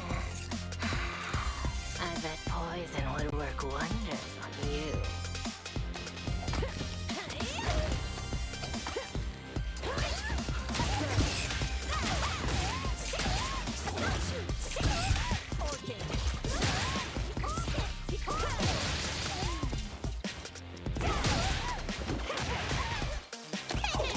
I wouldn't move if I were you.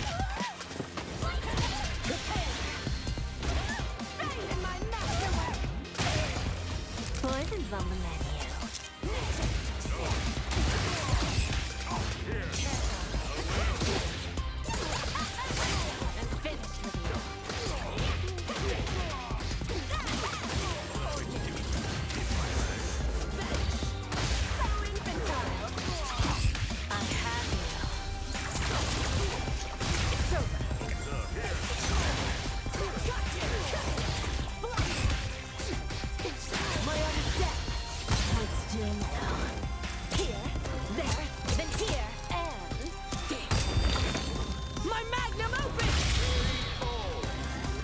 Is my poison kicking in?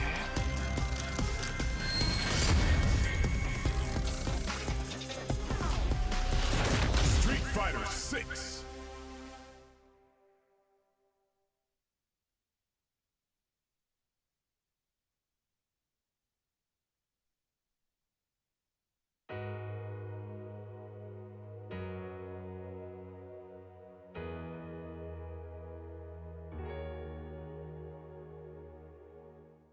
Objection!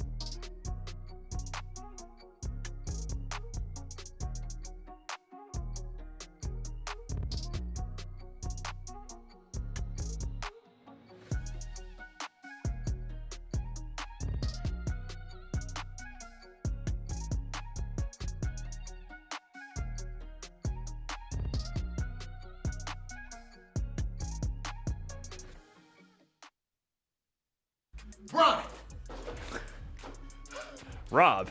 I got her fast as I could. What's going on? Tokido is over there, and he cooking. Now some He's people cooking? told me that Tokido, like, you know, he might have fell off a little bit. Of course. That he ain't that guy. We heard it all. I just seen something over there completely different. He just won the most stacked event that we have in the world of Street Fighter right now. Tokido, how in the world did he winning do it? tournaments? Unbelievable. Unheard in 2023? I don't know what's going on. Didn't he Ryan. lose in Red Bull Kumite South Africa at the Job EM? He did. Didn't he only get 4th place at Evo? He did. And he had to use his plot armor for that too. Oh, that's terrible. 4th place at a 7,000 man bracket. That's Tokido must have been falling off. But Fortunately, we are here to update you guys on the World Warrior results. Yes, Tokido has won World Warrior Japan #3, the most stacked region, bar none. We've known it for years. I mean, these tournaments are gathering over 500 entrants every single time, and there's been no repeat winners. There's barely been any repeat players in the top 8 because the competition is that stacked. A crazy statement, bro. No, if it's hard in one region to just repeat top 8s, almost every region you look at in the world for these World Warrior events, you're gonna have the same people. Right. Up there in the, you're gonna have people kind of trading those spots in the top 8 for the most part. But no, here, like, we're looking at the results and we're like, wait, who is #1 in Japan right now? We had to think about it for a second, pull up the leaderboard. It's actually Kabe. Kabe's been the most consistent player rocking Ken. He has 80 points in 1st place, but he hasn't won a single event. The people who have won, Oniki, Yamaguchi, and now Tokido, they're Tokido's tied for 2nd with 3 other people. Yamaguchi's barely in 7th with 50 points, and Oniki's right there in 6th with 60. They're at the bottom. So, people are just fighting for these consistent results. Tokido finally cracking a really good result, getting those 50 points on the board, winning over another consistent player, Kazunoko. He's tied with him for 2nd. And yeah, this region is too hard to call. We're 3 events in, only 2 remaining, and the point spread between 1st and 7th. Remember, you have to make that top 8 to qualify for the final tournament to make it into Capcom Cup. It's a 30-point spread between those players. At any moment, they can get knocked out. Make sure you guys sign up for your World Warrior events. It's amazing. The action is out of this world. CapcomProTour.com/schedule to enter today. We gone, man. Welcome back to the Brazil CPT. We are here with Top 8. I am with James Chen, and I am here with myself, Marine. I hope you're here with yourself. Be weird to have some sort of out-of-body experience going on right now. But I mean, the way these guys have been playing, they've kind of been giving us some out-of-body experiences here because these matches have absolutely been insane, and I feel like these players are transcending, the physical realm with the play that they've had. So we've seen the 2 winner side matches already, but now Now is the time to break some hearts because we are transitioning over to the loser side of the bracket. Oh, that's okay. You guys will see. But anyway, yes. So of course we just seen in winners finals where Stunner took out Kaio. Kaio's in losers. Namikaze also took out Keoma. Keoma waiting in losers as well. So they are sitting in winners finals. Stunner and Namikaze. But for the losers round 1, we do have Zydani and Lendi Aviva, and then Juninho Ras and Ronaldinho. Oh man, look at that. Like again, like all these guys are one of like the top players in Brazil, and there are like even more top players outside of the top 8. So yeah. seriously, again, like anyone can win this. Absolutely. It's kind of up in the air right now. And of course, only one person qualifies to Capcom Cup. Yes. So that is a brutal kind of a situation here. But one of these players, they would be more than happy to represent their country in Capcom Cup because, again, it is a country that has had much prestige and much success in the Capcom Cup history. So, again, these players from Brazil all battling it out here. But as we mentioned, we are moving to the losers round, moving to the Zydani, going up against Lendi Aviva. So that's the match that we're going to have coming up over here. As you can see, once again, with that huge age difference too. Yeah. Again, like the Brazil FGC is growing, and there are so many young players that are literally making top 16 and top 8 and maybe potentially winning the whole thing. But again, we've seen Zydani being the only Maritza in this top 8, which is great, because like I feel like Maritza is definitely a fan favorite character out of all the newer characters. And then of course we have Lendi Aviva just going for the old pick. I wouldn't say old pick because like Luke just got introduced in Street Fighter 5. Now in Street Fighter 6, the face of Street Fighter 6, Luke, the man himself, the man from Memphis. Thanks to 5, he sends us all to Memphis. But this character, thanks to Street Fighter 5, I feel like a lot of people have seen a lot of Luke here. But but yeah, again, the crazy thing, I think the first match was 36 and 22 years old. Then we had 34 and 24, and now a 35 and 24 years old over here. So it's always been at least a 10-year difference. It's funny that it's kind of shaken out this way, but really excited to see how this one goes. But Zydani, the veteran of this match, also gave us a little bit of his thoughts here. So let's see what he has to say. So Zydani says, quote unquote, "You charge like a raging bull." Maritza says to Luke at the end of each fight, and Lendia is like that. Tough fight, but Maritza will tame the beast. That's actually awesome because that is kind of like in her lore, because in the world tour, like you could see like her interacting with her lion in the stadium, and I'm just like, you know what, like she's big enough to tame the beast. So Lendi Aviva knowing that like he is the beast himself, let's see if he'll really tame him. That when you run into Maritza in the story mode, you have to go and pet her lion, and your character seems all like tentative. If I was actually there, I'd be like, lion! I would have wanted to pet the lion. Come on. It'd be really cute if we saw Maritza's lion and Cammy's kitty cat like just interacting with each other, or just amazing. Like having like a snuggle or snoozing fest. There was a video where like a cat, like a stray cat, got into a zoo and started like hanging out with the lion or something. Anyways, enough of the cuddly. This is a cat stream now. Exactly. Where's the cats? I need to have Nathan or Jasmine jump in here and interrupt the stream, like they always do. So, but yeah, okay. Anyways, enough of the fluffy, cute talk here. Let's beat some faces in here with Marisa and Luke here. Let's go. Oh, I want to jump in as well. It's really interesting to see. Okay, there we go with the Giant Rush. This match has been going so fast, but misses the regular DP punish ender. Yeah, I think it was trying to do a fireball. Maybe it accidentally came out at DP. But here we go. Yeah, charge it up a little bit right there, but that gives her the plus frame, so you gotta have to respect it afterwards. We've seen both players with the parries versus the jump in. There's the armor to get past the knee. Oh, just a tad bit of a shimmy. There we go, drive rush, and a little counter. Oh my gosh, Maritza just has all the tools to kind of rain you down, but blocks it. That's not a big punish, but at least it's something better than nothing. Dude, these two players are swinging, man. Like you did say it. We're going to swing some punches instead of talking about cats. Like, come on, James. Exactly. Oh, yeah, and there we go. Look at this. Zydani just having a lot of that mental stack on the anti-air. Again, Maritza's crouching heavy punch does have a decent amount of startup, so you have to anticipate the jump. and we saw it twice in a row from Zydani. I thought that would have been like a whiff punish after whiffing Gladius and then going into the drive rush. But point taken. Oh, there we go. Punish counter. See, that's what I'm talking about. Going in for the empty jump just to grab that parry because he knows that his opponents will probably do a parry for an anti-air. Yeah, especially Maritza players. They're either going to do the air-to-air, the crouch heavy punch if they're anticipating, but a lot of them will at the last second use that parry because she doesn't have, you know, a reliable last-second anti-air, so a lot of them have turned to that perfect parry as their anti-air choice. Oh, I kind of like the little staggering or shimmy, but he also saw that Zydani was like walking back a little bit, so he wasn't able to kind of get a whiff punish or like a bait out of that. Oh, skip a burnout. Burnout. Oh, this is so dangerous here. Oh, no. Baseball, baby. I think you might be dead. Oh, no, you are definitely No, you're dead. 100%. Oh, my God. I was going to say, it's Maritza. It's Maritza, James. Yeah. Is he dead? What do you mean, is he dead? That's Maritza, bro. I never need to ask. And the level 3 was like supreme overkill. He had like 50% of his life, and the level 3 was like absolute complete overkill. James, it's been like over 3 months in the game. Like, we've seen Maritza do that much damage. What do you expect? What do you expect? Oh, man.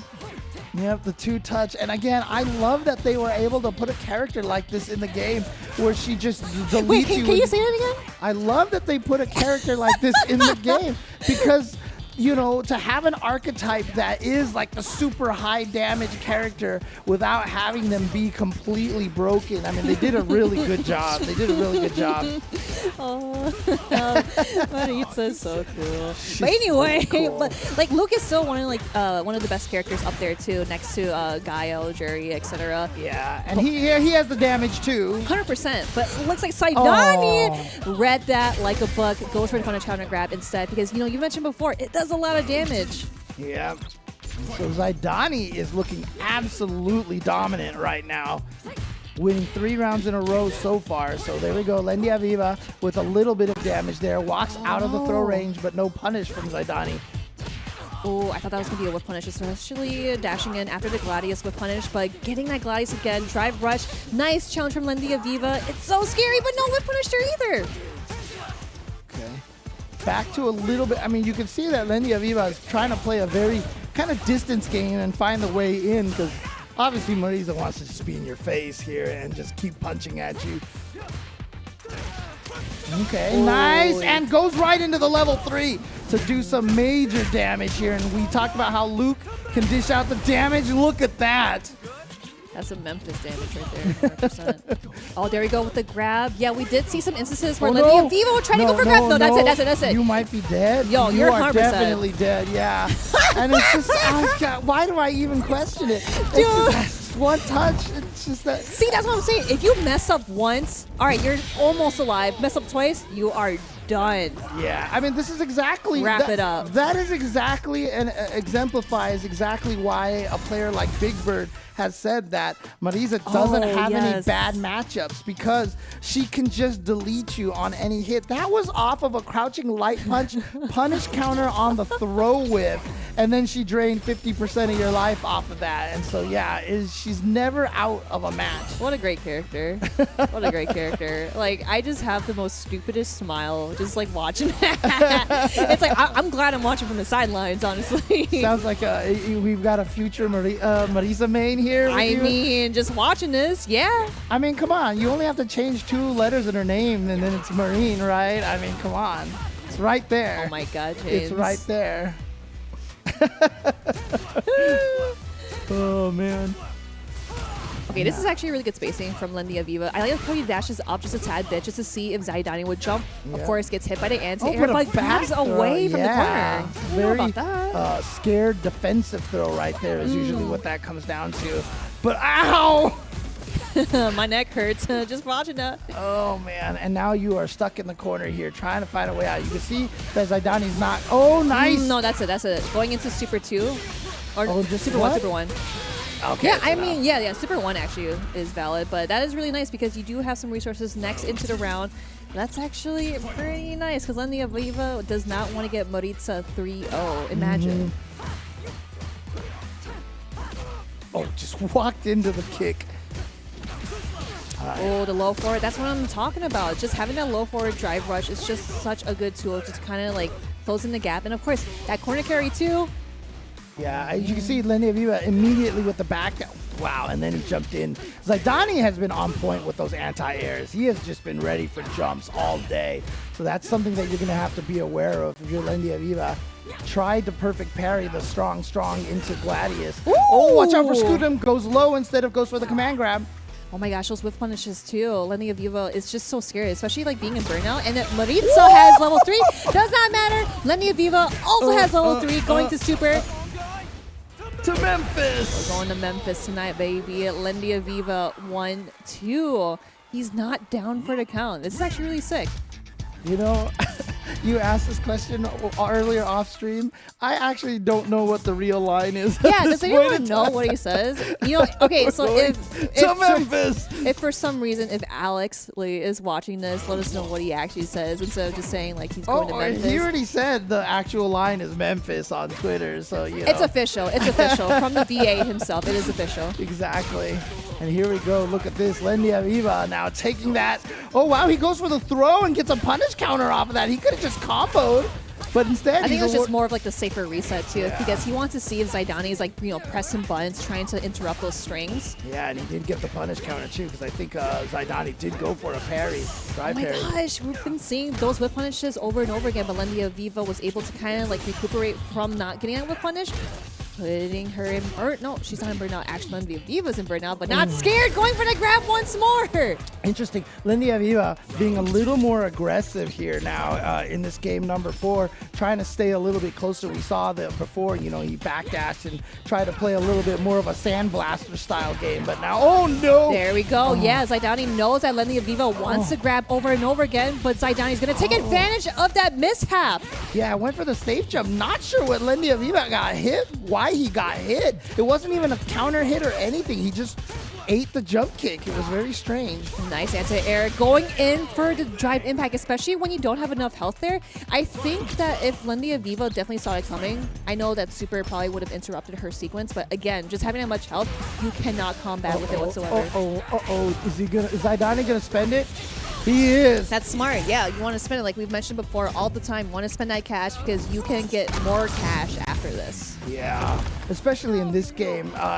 In Street Fighter V, it always was a bad idea to spend your supers until it kills, but that's also because you had that resource for EXs and stuff like that. Exactly. In this game, they're all separate resources, so it's better to spend it also to gain drive gauge back like Lendi Aviva is doing right now. And Luke, his level 3 is particularly long animation, so he gains more back than other characters do. Close to burnout for both players right now. Wow, got him with the tip of that TV. Oh, that's actually really sick, but no, gets hit by drive impact. Lendi Aviva matching up the points. 2-2. Yeah, you saw Zydani, he's just like, quick jab, get the third jab in there, and it was just too late. Just too late. And also, you know, like the window is very small too when like when you're trying to like jab and then like go into super, like the window is very tight. So I wonder if Zydani tried to do like super after like the jab cancel, but again in that moment it's just like, oh god, what do I do?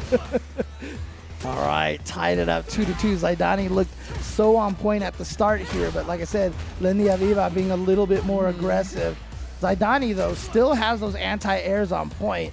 So Lendi Aviva got, so because he's thinking about the anti-air so much, that obviously opens up the route for the drive rush, but a whiff punish here for Zydani gets him the safe jump. Oh, that was actually really sick. That jump in was so stuffy and meaty where you're just like, okay, I can't press a button here. Zydani trying to take this whole thing to victory. Let's see if Lendi Aviva is going to close this out or eventually go home. Who knows? Or Zydani as well. You never know. In the background, is that cute lion there? Who wouldn't want to hug that lion? Come on. The lion's adorable. I don't want to risk it, James. Worth. Oh boy. Big hit over here. Look at this. Damage. Safe jump setup again. Gosh, that meaty once more. Yeah. Oh my gosh. And here we go. Lendi Aviva is able to find a way out. But he misses the perfect. He misses the perfect. Beautiful air to air. We saw that from Zydani yesterday. Oh, that's going to be a punish. That is going to be it. Zydani is going to close it out. Not using super.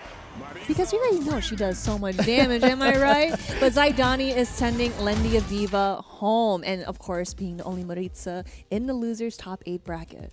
Yeah, no, Marisa is a super just by herself. She's great, yeah. She punches you and you lose all that health, and there we have it. But it was a great adjustment by Lendi Aviva because it really started in Zydani's favor. He went up 2-0 and looked like he was just going to skate through with the 3-0. But as I said, Lendi Aviva started getting a little more aggressive, trying to play a little bit more in the face of Zydani. At first, he was playing kind of the sandblaster in and out, kind of zoning-ish kind of game.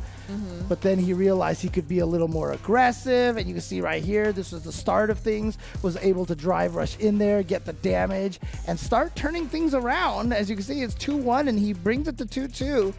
But Zydani, that veteranness right there. Oh, 100%. Yeah. And again, he definitely saw that Lendi Aviva was just like, going for like grabs more and just trying to test things out. But man, those like counters have been so successful. But in that instance, it's gotta hurt. Yep. That's going to be the kill for Zydani. Zydani is advancing throughout the losers, waiting to fight against Keoma himself. So it will be a matchup of veterans there now. And also, like, when you look at the bracket, look at all those 3-2s. Like, it could literally be anyone's game, Like, none of these games have been a wash. Like, all these games are so close. Like, they're so tied together. That's what makes the Brazil FGC so freaking strong. And again, it's always a treat to watch them. But, one thing that I'm also really excited to watch, Juninho Ras and Ronaldinho. Yeah, two players who are veterans of the scene, of course. These two have been around for quite some time. Oh, they're close in age, too. Holy yeah, so there you go. Dude, like all the veterans in this are all like 35, 36. I got to imagine these guys have been playing with each other for so long over here. But, thanks to Keoma in the chat talking about Raz here. I forgot exactly what it stood for, but for more like a crazy play style or really wild, but like it works. Right. That's what I got from Keoma's tweet, because I did see that. I was like, oh, that's actually really cool, because Juninho, having that crazy play style, but also, playing Ryu, which is kind of funny. But I mean, you can still play Ryu like pretty crazy. Like, like you remember in Street Fighter V, Del's on fire. Like he would just do like a regular anti-air rather than like a DP anti-air. I'm telling you, man. So Ken was the crazy person, in Street Fighter 4 and Street Fighter 5 at the start online. Ryu has taken over, because I'm going to tell you right now, my experience is that you Ryu players online are absolutely insane, okay? I'm like, with all respect, you guys are insane. And Juninho Raz, the fact that he plays Ryu and he goes by that Raz name, I mean, look, shout outs to the Brazilian community. They taught me this word, with these Ryus going with all these farofa uppercuts all day. Farofa. What does that mean? It's like some sort of food, but it just basically means like you're crazy and insane kind of thing. So like the food is like, let's say if it was like spicy, it's like crazy insane. I don't know what there is that. There was some connection. I can't remember That's what pretty it was. cool. Yeah, That's pretty cool. But either way, like Ronaldinho is playing Blanca, and we did see his run in losers in top 16, where he is just using those Blanca balls over and over again, and just being so wacky. So what are we gonna see Ronaldinho Ras? Imagine, that would be so funny. Like, I'm gonna take that name now, Juninho. But no, this is gonna be good though, because again, Ronaldinho being the one to kind of like share his thoughts on this match here. Actually, let's actually look at this quote here. So Ronaldinho says, "It's always very difficult to play against Juninho. He does so many crazy, crazy things, right? Yeah, It's hard to predict. As Blanca is a bit crazy too, it's going to be an interesting fight." Yeah, I'm actually really excited, because we got the lore from Juninho. When I say lore, I still think about how Juninho is just like talking about the lore of Ryu, and we're like, why do you know so much? Right. So again, like these two are gonna go at it, and I'm just so excited to see who's gonna be even more crazy in this match. Dude, yeah, I love the fact that Ronaldinho is just acknowledging the elephant in the room. He's like, it's going to be a little bit of a crazy... He said, it's going to be an interesting match, Bro, it's going to be insanity. And it's so funny, because like that dude is always smiling all the time. Like when I met him at Capcom Cup, like he's so nice, and he's just always smiling. Like he is such a nice guy. That's awesome. And of course, Ronaldinho, a very, very genuine, down-to-earth guy as well. So again, like both of these matches, whether you're crazy or not, it's going to be a really good, heartfelt match. And that everyone, in the in Brazil, or like everyone that's watching in the US, like you know that these two go down right for a and very long time. I was just about to say that we did see the Luke yesterday, so I was wondering if that might be what he decides to bust out, and for sure it does happen to be the Luke here. So we've got the Mena RD match here basically. Oh yeah, because he does play both of these characters. Yep. So there we go. Yep, trying to perfect parry the Blanca ball. But you see what the strategy is. If you block the Blanca ball, try to parry it. And if you are not perfect parrying it, drive rush afterwards to chase him down. Because he is very minus afterwards. So take advantage of that. But Juninho Ross almost burned out at this point. And there it is. There's the burnout. So dangerous situation. Ooh, even in burnout, that is going to be a punish. I know that the frames change a little bit when you're burnout, but Juninho is trying to work out a perfect here. Oh, no. Mario burnout, so like just a little bit, but okay, I consider it as a perfect though. I'll consider it as a perfect. As the Yipes would say, the hood perfect right there. All right, so good start for Juninho Raz. Ronaldinho trying to do work with this Blanca here. Now, one of the things that Blanca players have said, you know, certain fireball characters can kind of give them trouble. And of course, Luke Sandblaster, one of the hardest fireballs to find. Yep, and there's that DP attempt, but it's not going to fool Ronaldinho. In that corner again. It's so scary against Blanca because, again, just being a chaotic character, getting hit by the overhead after that drive rush, really, like, you have to think about, like, 2 to 3 things that your opponent's going to come at you. That's why, like, parry might be a good option, but, again, they can just drive rush and then go for that. You said parry, and you spoke it into existence. I'm telling you, it may be the commentator's curse. It may be something like they can just hear us. It's like, yeah, oh, I wow. hear you. He is just going for overheads all day. He didn't believe that overhead was going to hit. He tried to link into the heavy punch right there. Ooh, counter hit. No confirm afterwards. Oh my god, I could have been a left punish there. But again, you know, it's just so heat of the moment of the match with the trade. But knocks down Juninho. Staying in the corner, though. That's where you don't want to be. Yeah, this is where Ronaldinho had a lot of success in the last game, going with overheads, throw loops, etc., etc. Was it? Yep, there's the throw loop right here. Is he going to go for another one, or is he going to drive rush? No, he tries to go poke in there. Hasn't activated the level 2 yet. Whoa, that is actually really smart, but no conversion afterwards because it is very, very low to the ground. And we're going to see a Super 3. Yes, we are a critical art as well because you are in the yellow. Hurt. Stay down. Oh, my jaw kind of hurts just seeing that. Like, he really does punch you. Yeah, now a burned out Blanca, but that's why he's going to activate the level 2. One of the scariest supers, one of the best level 2s in the game. No. And yeah, you're burned out. He burned out Juninho Raz, and so Juninho Raz couldn't even really take a lot of that chip. So Blanca ball into electricity, etc. Oh, okay. We're just going to start with a perfect parry like that? Okay, Ronaldinho. Oh, and then a shimmy off of the drive rush? Oh, there we go with the OD command grab. That's the first one that we've seen between these two. And there's the Blanca Chandal. Catches him low. Going to be able to set up another one? No, actually just goes for the air Blanca ball ender as opposed to the rainbow ball ender. Oh, nice. Yep, just kind of throw out some buttons, especially with how much health you have. You have enough health to risk it. It's like, oh, I'm going to try to do a jab to see if like we're far away enough. And it worked out pretty well. Oh, wow. Got him with punish. Oh, yeah, he's going to spend the bar to get in there, but a perfect parry wake up now and a side switch for Juninho Raz. And just jumps right over. Ronaldinho just makes it right out of there. Don't mind me. Ooh, just going to swoop past you. Oh, with the target combo. Always forget that target combo exists. Wake up, EXO, wake up ODDP. Oh, there we go. Drive impact collision, putting Juninho in. Burnout, and of course, being in the corner, you got to be really careful. Yeah, but watch out for the drive impact. And actually, level 3 or level 2 is going to be such a problem right now. Surprised that Ronaldinho hasn't even activated the level 2 just to go for chip threat. Now maybe is the opportunity. Oh, no? Maybe into like Super 1 here too. Oh, tries to go for the Super. Ronaldinho read him like a book, going 2-0 over Juninho. Yeah, look, I honestly don't blame Juninho Raz for going for that level 1 right there. I mean, Ronaldinho was going to town. You were in burnout, expecting him to go crazy and try to be super aggressive.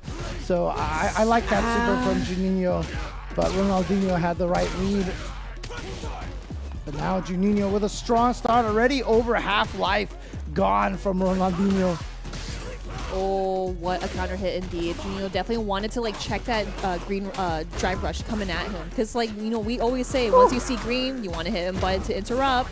But Ronaldinho is going crazy.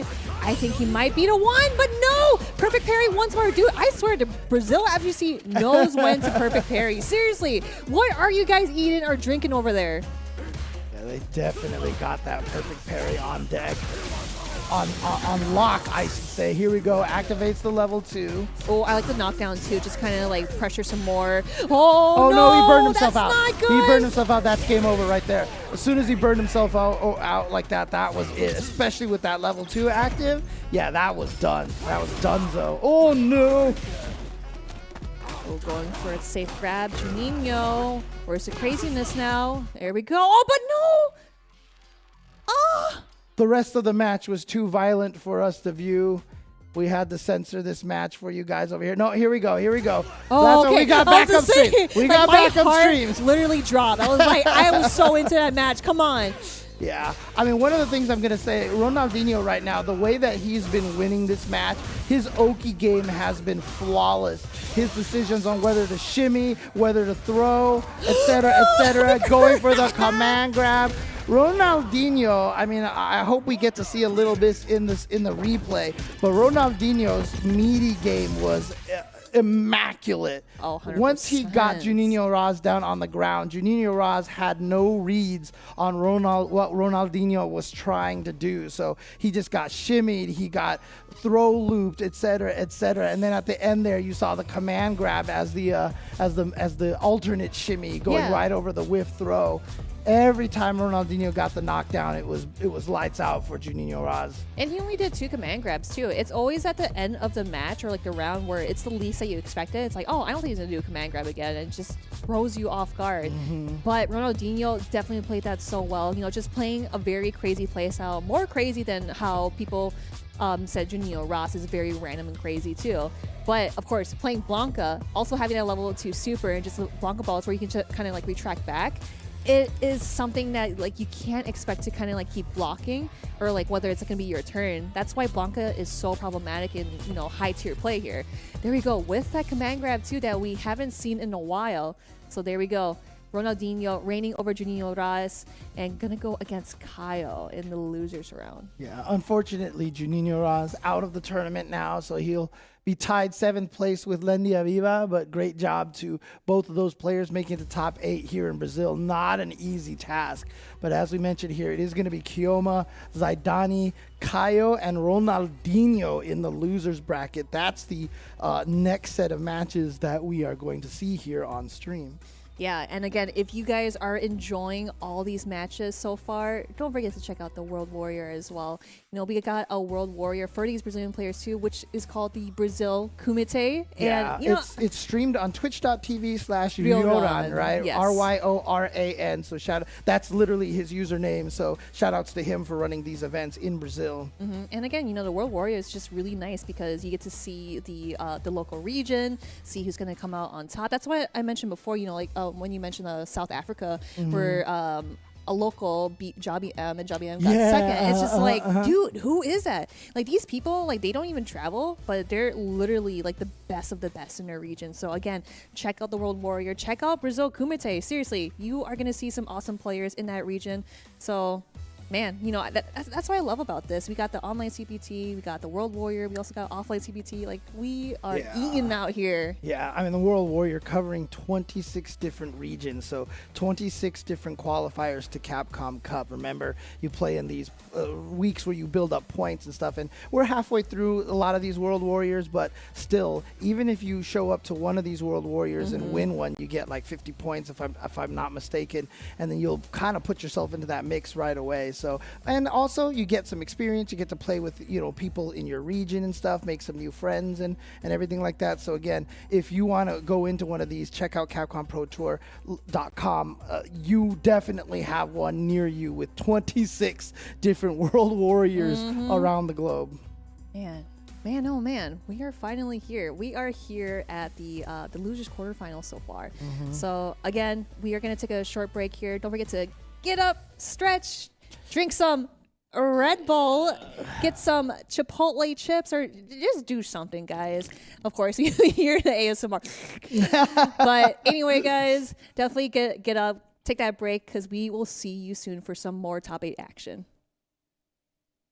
You're really making all of this by hand. Oh yeah. The avocados are hand mashed, the chips are hand tossed, and everything is made fresh. You make it fresh every day. Yes, every day. The Chipotle way is we make it fresh every day. Sounds delicious. Street Fighter 6. Fighting is an art. And this is our canvas.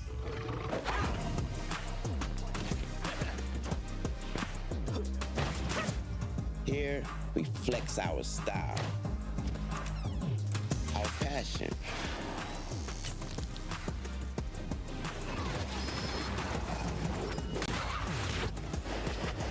our creativity,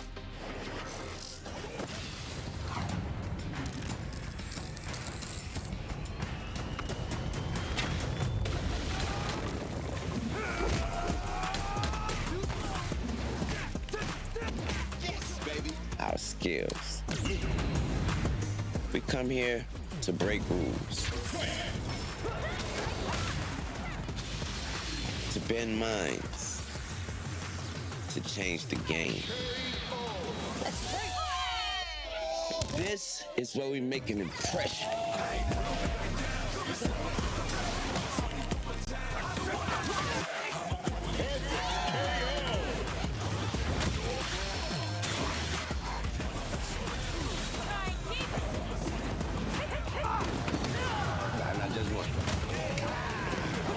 This is where we make our masterpiece. Street Fighter 6. Available now.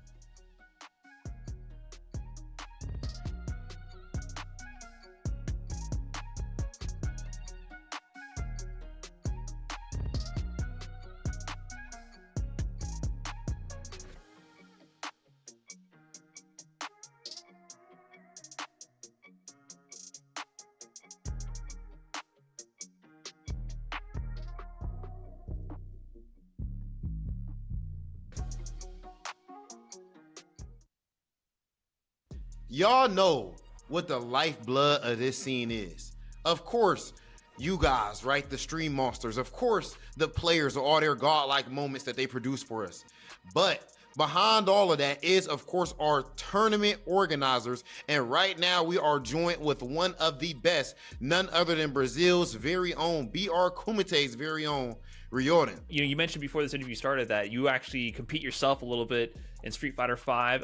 Tell us a little bit about your background as a Street Fighter player. Like, when did you get started playing, and how did that eventually get you into being on the tournament organizer side of things? Bom, eu comecei no Street Fighter, foi no Street Fighter 4, já foi como competidor, então já entrei ali realmente já estudando mais o jogo, assim, eu já entrei já focado. He started competing in Street Fighter 4. He continued through Street Fighter 5, and then he realized that in his city they didn't have a lot of tournaments, so he started his own tournament. It started on his house couch. That's grassroots. Yeah. And then in about 2020 he started the online tournament. So he gone through he's continuing, and that his tournament started to grow, and then he got where he is now. You know, you've been organizing BR Kumite, and that event will now be sending someone to Capcom Cup. What does it mean to you to have an event that you organize actually put somebody into Capcom Cup, let them compete on the biggest stage, and now compete for over 2 million in prizing, right? Like, what does that mean to you and to the Brazilian community? Para mim isso é praticamente sonho, porque o BR Comitê é evento muito especial para mim. Como eu mencionei, ele é evento que começou literalmente no sofá da sala e tinha 6 pessoas. He's saying that it's a dream coming true. It makes him really happy, and he likes to give more to the players. Giving all that stuff to the players, it's really rewarding for him, and he gives in all in all World Warrior events. He gives medals to the 4. Really? Yeah, to the 4. That's awesome. 4 best players. So he's very happy. It's a dream coming true for him. That medal thing is one of the fact that you started this from your couch. That's the most FGC stuff of all time, bro. And then the fact you give out medals, bro, I know how you feel about that type of that. I wish I had some medals right now. Yeah. I'm about to hit up my TOs. Yes, bro. Like, the back order. That's absolutely amazing, because that just solidifies that moment in history. So, Riordan, it was a pleasure talking to you, man. You're extremely solid. BR Kumite is amazing. Your region is dope, and we appreciate everything that you have done for the scene, whether it's as a player or now as a TO. And now we are about to get right back to some CPT Brazil action. Oh my gosh, it's going to be good.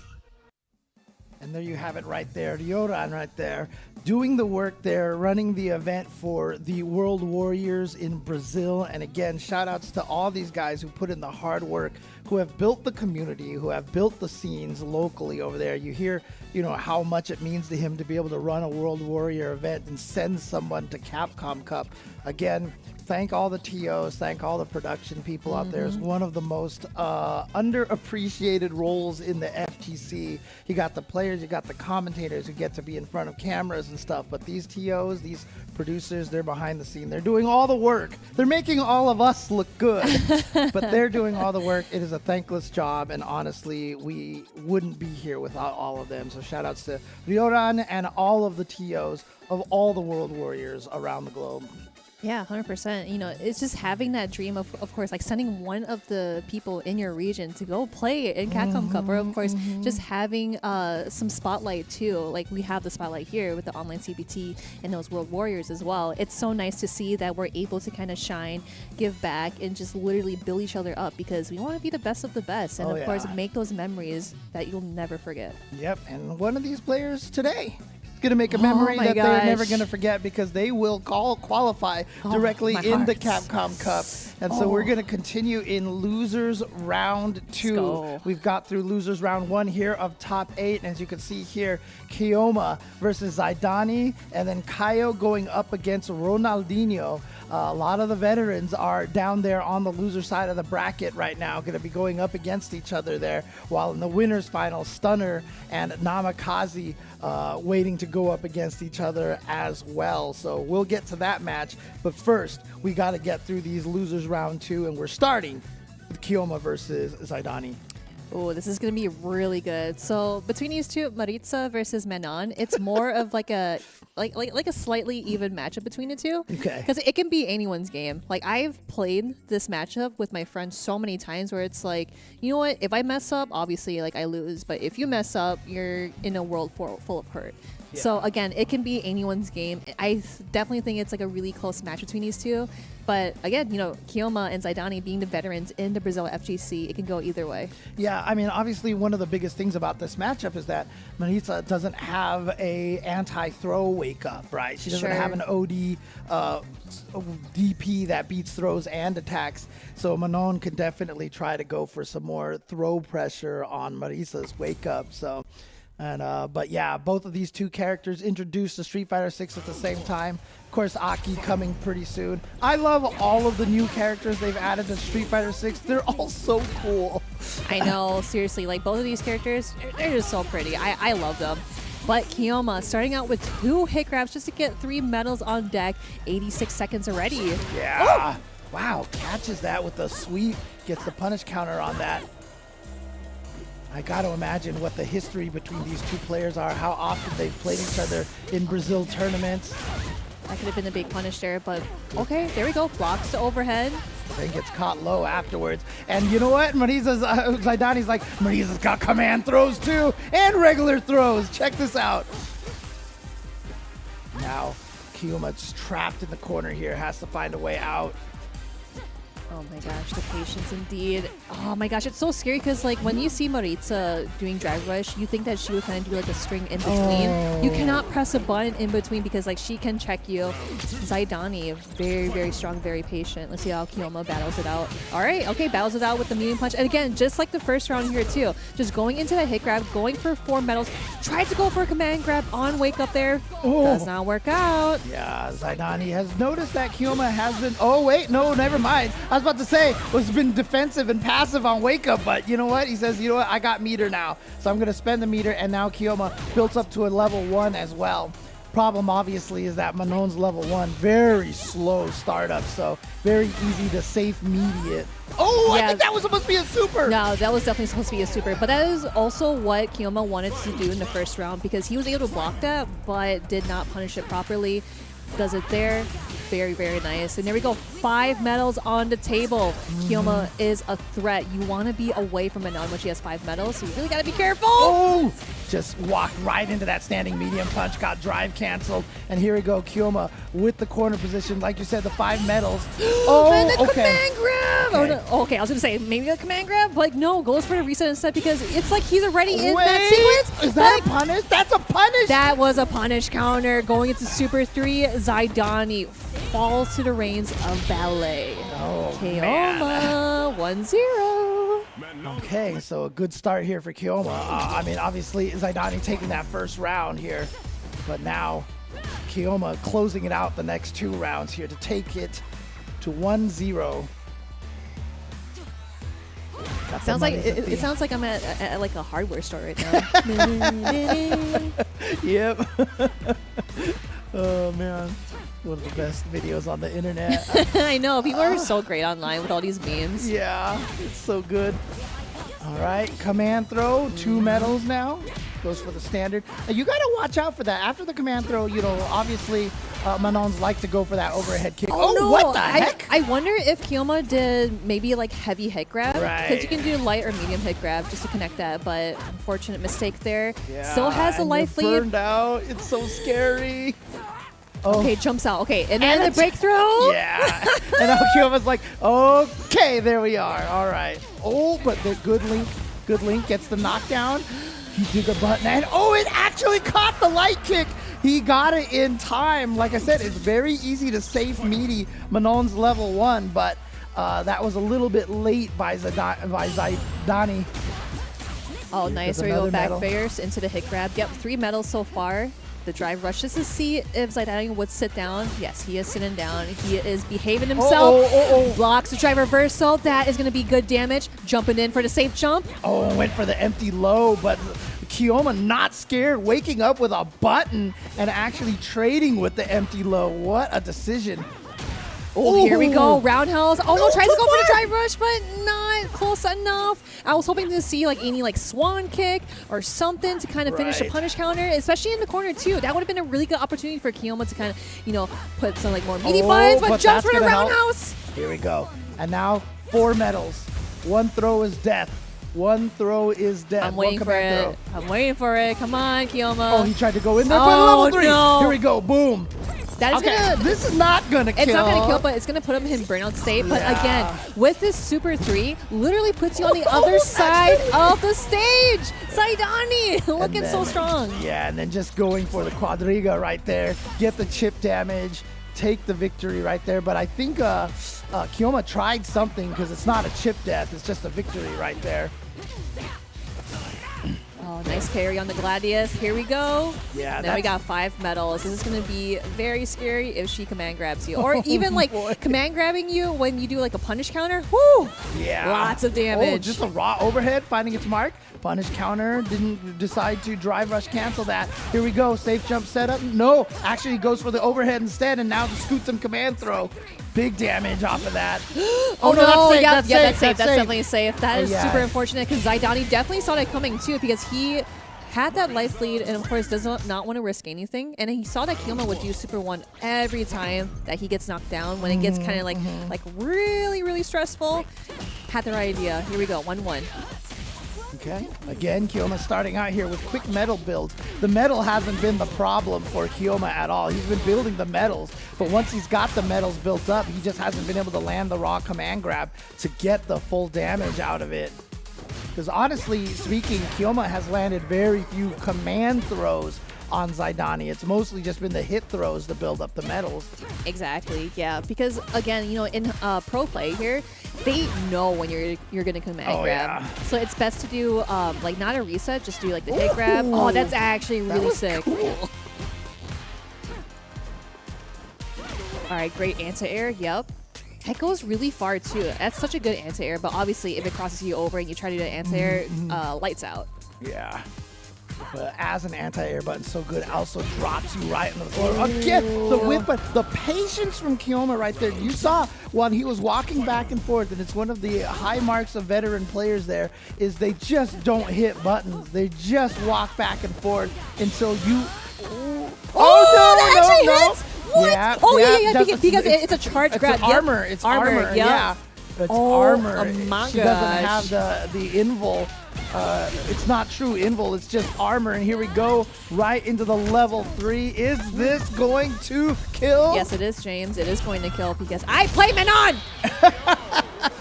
And a perfect at that for Keoma, going up 2-1.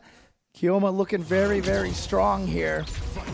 Yeah, that was actually really nice too because I know that he had a sliver of drive meter in that last round, but it's like, no, I got it. I got it. Oh, tries to interrupt the Superman dive, but goes for the hit grab into the metal right there. And again, even though the perfect parry scales damage a lot for Manon, it's still such a benefit because she gets the metals out of it. So she can build a different resource, not just worried about the damage from the perfect parry. All right, yep, here we go. It's just that same instance. With that roundhouse, if you're able to space it out just like the overhead, you definitely can follow up with the medium punch if you know that they're going to press the button afterwards. It can happen. It's a spacing trap, basically. Exactly. Yeah. Oh, here we go. Zydani definitely know that the low forward was coming, or sending forward. Interesting. Didn't go for the kill. Didn't go for the kill on any of the supers over there. But now a burnt out Keoma can't take a lot of chip damage here.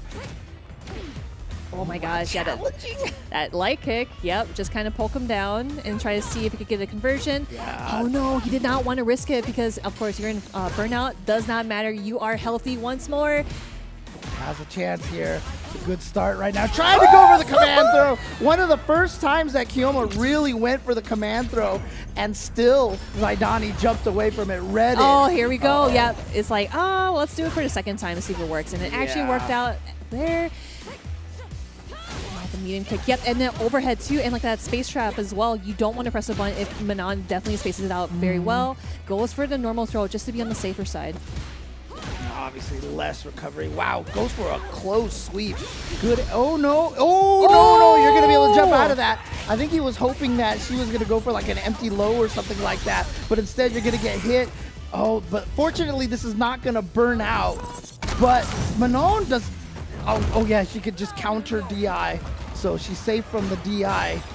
Not anymore. Oh my gosh, that burnout. Be careful for the drive impact. You do not have any meter to interrupt in between. That was Zydani 2-2. Yeah, like if you literally see like 0 resources, you're in burnout. That's considered GG's, dude. You're done.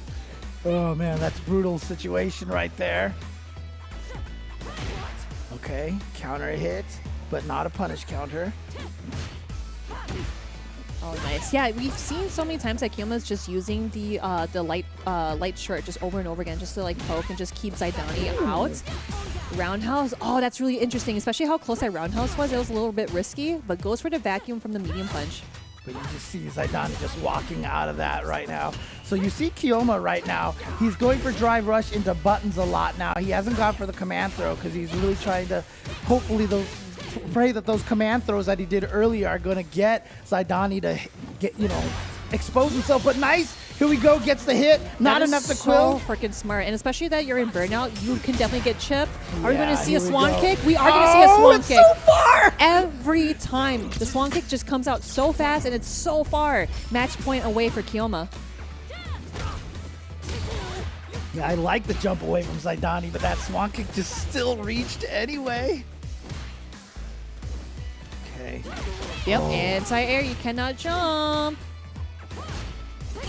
Oh, here we go. Perfect parry. Oh, and actually, I like this decision. Instead of building the metal, he decided to go for the burnout. Oh my gosh, he just dashed up and just jabbed him. I was waiting for a command grab just to pull Zydani into burnout, but Zydani was able to get a command grab right there. Oh, trying to bait out for the super, though. There it is, the burnout here. Careful. Now, Keoma in this game has not built metals. We've mentioned that he's been really good at building metals. Has not built any metals at all. And you also have to be aware. Oh, the that was actually really sick. Keoma going in for the big punish here. Are we going to see a super 2? Yes, we are. And that is it. So against Marisa's Scutum, if you do light punch into drive impact, you can usually get through the... Actually, if you cancel button into drive impact, she can usually reverse drive impact, but she was burned out, so there was really nothing she could do. So Keoma knew that, and so as soon as he saw the Scutum, it was button into drive impact. Pretty much the only thing Zydani could have done was super after the the Scutum got absorbed by the drive impact. However, because you can cancel, right? I don't think he was ready for it. I think it just caught him completely off guard. So smart stuff for Keoma to know the weaknesses of the Scutum in that situation. Exactly, and I kind of like how you mentioned that Keoma was able to, build up all those medals earlier in the round, but he noticed that it's like not going to do a whole lot because Zydani has been reading all those command grabs coming from Keoma. So of course, like doing the hit grab combos, like that's totally fine. Like that is a consistent combo, but at the same time, like what are you gonna do with the medals now? You want to be able to think about situational awareness and just see like where I'm going to punish, where you are you in the corner, and like the Oki situation as well too, because we've seen Keoma do like the the roundhouse going into medium punch and trying to go for a knockdown too. But Zydani did not want that to happen. It was so close. And again, we've seen these matches. Yeah, there it is. Right there. You see that Zydani was able to block in time. But again, he had no drive impact to be able to counter that. He did have the full level 3, but the key was that, like you said, Keoma recognized at the end there didn't have any medals, and so he shifted his focus at the end, that very last round, from trying to get medals and winning. He noticed that Zydani was so close to burnout that he focused on the burnout factor at the very, very end of the match, and you saw how it paid off with that drive impact. Really, really well done. And that's the 100%. cool thing about Street Fighter 6 is that there are so many different win conditions you can set up for yourself. So Manon can definitely do it through medals, but then Keoma decided to do it through the drive gauge instead. Yeah, so it kind of makes you think like maybe Manon is not all about like getting all the medals. It's about just like knocking down your opponent and seeing like are they still scared because they think I'm going to Right. command grab them, but in reality that's not going to happen. Anyway, Keoma is sitting in losers semifinals, and then we also have these two other players in losers round 2. We got Kaio and Ronaldinho, who are waiting to brawl it out between each other. And again, you know, that age gap as well. Just having so many young players in this scene, it's so nice to see because it's like they're the next top players, which I mean, like they're already top players. Like, hey, you're in top 8 in one of the strongest regions. So we got that DJ and that Blanca, both fast-paced characters. This is going to be something that you cannot like blink away, or else you're going to miss the whole thing. Yeah, and what's going to be interesting about this one, I mean, he still has that modern / classic listed there for his I DJ. wonder, yeah, it's more of like a matchup wise thing, Right. Because it's like maybe Blanca, maybe I could play modern to have that like one button super or just like better shortcuts, but maybe if you want to do like classic just to kind of get that more damage outputs, but. I mean, it's an Who interesting knows? one because, I mean, I feel like modern DJ doesn't have the same kind of benefits as a lot of other characters do, because one of the biggest benefits of modern is the invincible level 1s, right? Because you have access to that. DJ doesn't have an invincible level 1. His level 1 is actually no invincibility on it. So, you know, it's an interesting choice there, but he has only been going with classic this whole entire time. For sure. So Kaio, of course, sticking out with the DJ pick because, you know, I thought that maybe he would have done Rashid against Blanca. Oh, but that's let's right, see how he yeah. does with DJ. And again, Ronaldinho, like I said, when we saw in the last match, one of his biggest strengths was his Oki game. And we're seeing that a little bit more here from Ronaldinho again. Just really good mixing up between drive rush overheads and meaties and throws. Yeah, and then, oh, he was too far away. Yeah, a little Nope. too far away. Punish counter, and this is going to be really good for Kaio to kind of like get back some ground, pressure some more. But you want to be careful about throwing those fireballs because I know Blanca can kind of like slide underneath them. Oh, yep. You know, like Brian literally mentioned, like if you just do a parry and kind of like shimmy it, like you can just walk him and grab because the recovery after parry is so slow. Yeah, if you get the raw parry and don't actually block anything, if you don't drive rush cancel it, yeah, you're stuck for a little bit. Nice! That was really, really nice pickup. Yep, and again, with that parry, the punish counter, it's so scary to just throw it out there. And especially Kaio, he is the perfect parry god. Yeah, it is that's right. not looking in his favor right now. That might be something that Ronaldinho actually knows about Kaio. Is that he likes the perfect parries a lot, because Ronaldinho definitely been going for a lot of throws. Oh, drive rush, nothing in the low short. I love that because he probably saw that, or Kaio is like when he sees green, he wants to press a button. But Ronaldinho kind of messed with him. He like staggered just a tad bit just to see if he'll actually DP. Does not. So it looks like 1-0 over Ronaldinho. Let's go. Wow, nice. Here we go, throw in here corner, and we got the Oki game here, so he's gone for throw. Okay, buttons this time. Good rate spacing on the knees so that Kaio can't really take his turn. Goes for the overhead. Nice throw escape. Oh, that little sway back too, just to get some room. Oh, I kind of like the knee jump in. DP on the other side, back to mid screen. Now we got the punish counter. I did kind of hear parry. I think he parried there. Yeah. Oh no. And again, Kaio. look, it's the same thing as I mentioned right now as Ronaldinho's Oki game. Of course, Oki meaning Okizeme, which is the wake up game. He has just been so on point with his Oki game. Oh, yep, that's a big wow. punish. Here we go. Kaio's turn. Big risk from Ronaldinho. God, look at that damage too. Just almost half health just from punishing that. DJ just dishes out so much damage, and here we go. Ronaldinho, careful about burning himself out, but yeah, the Blanca ball gets him right back in there. Oh no, that would have been a punish. But there we go with the drive impact. It is not going to fool Ronaldinho. He is not asleep at the wheel. Here we go, but drops it, no! Yeah. I thought he was going to maybe go for a Blanca-chan setup, but it doesn't matter. He's still doing all right. Try to go for another throw, but this time Kaio gets a successful check. Yeah, with that life lead too. All right, here we go. Perfect parry. This is what Kaio wanted. I like the side switch, and that The fake safe the jump. outs, yes. And the drive impact meaty. Here we go. How much meter does he have to spend for this? He just goes for it. You know what? Yeah, he says, just you know do what? I'm not gonna risk it. Let's just go for the simple combo here. Go for the level 3 and get us to a round 3. Man, the vibes are immaculate when DJ is on the screen. Seriously. Such a fun character to watch. But when I'm in there, I'm going to unplug my controller. Fun character to watch. Oh, I'm playing him. But then again, I don't like playing against either of these characters. For right? sure. Blanca's the same instance, too. Here we go. Oh, tries to go for another throw. Good tech from Kaio. And you can see right there, it wasn't a true punish, but caught Ronaldinho trying to jump away. And this is important for Kaio. Getting back to the mid-screen, the corner has been brutal for him. Yep, there we go with the parry. And I kind of like just kind of dashing up and using the fireball as some sort of insurance. Now Ronaldinho is sitting in the corner. This is going to be really scary, especially against DJ, because he could just keep swaying, keep applying pressure, see if you're going to throw. But Ronaldinho goes in for the throw first. Sees green, stops him out. Yeah, checks the drive rush, and here we go. Oki situation time. Plus frames. Oh, you weren't expecting it. Here we go, level 3, just like that. Ronaldinho. Lunch. That's Blanca eating Chipotle chips, I'm saying. Oh, man.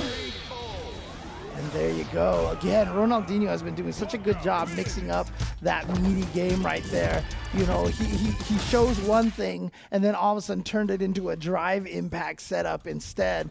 Ronaldinho firing on all cylinders right now, up 2-0. Oh, man, it is that loser's run, too. Losing the first match and then just making that run in top 16 and then going into top 8 and then hopefully trying to get into grand finals.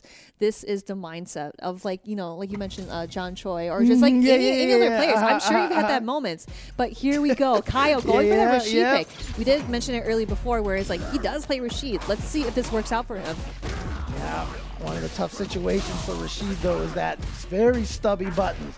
And Blanca has the opposite of stubby buttons. Blanca is scary here. And now, yep, minus after that spinning mixer. Oh, and finally gets hit by the overhead. Oh, no, drops the combo and going in for that light Blanca ball. Oh, here we go. On the other side. Perfect parry. The back throw, yeah, absolutely. And here you go, gets a little bit of pressure. Nice fighting out for Kaio here. All right, what's he go for? Goes for his own overhead. Nice block by Ronaldinho. Nice, yeah. Like once you see that drive rush and going in for an meaty, it's like, oh, I gotta guess afterwards. With punish, Ronaldinho is also kind of wasting away from meter. Kaio, oh no, drops the combo. That could have been more, but here comes the level 2.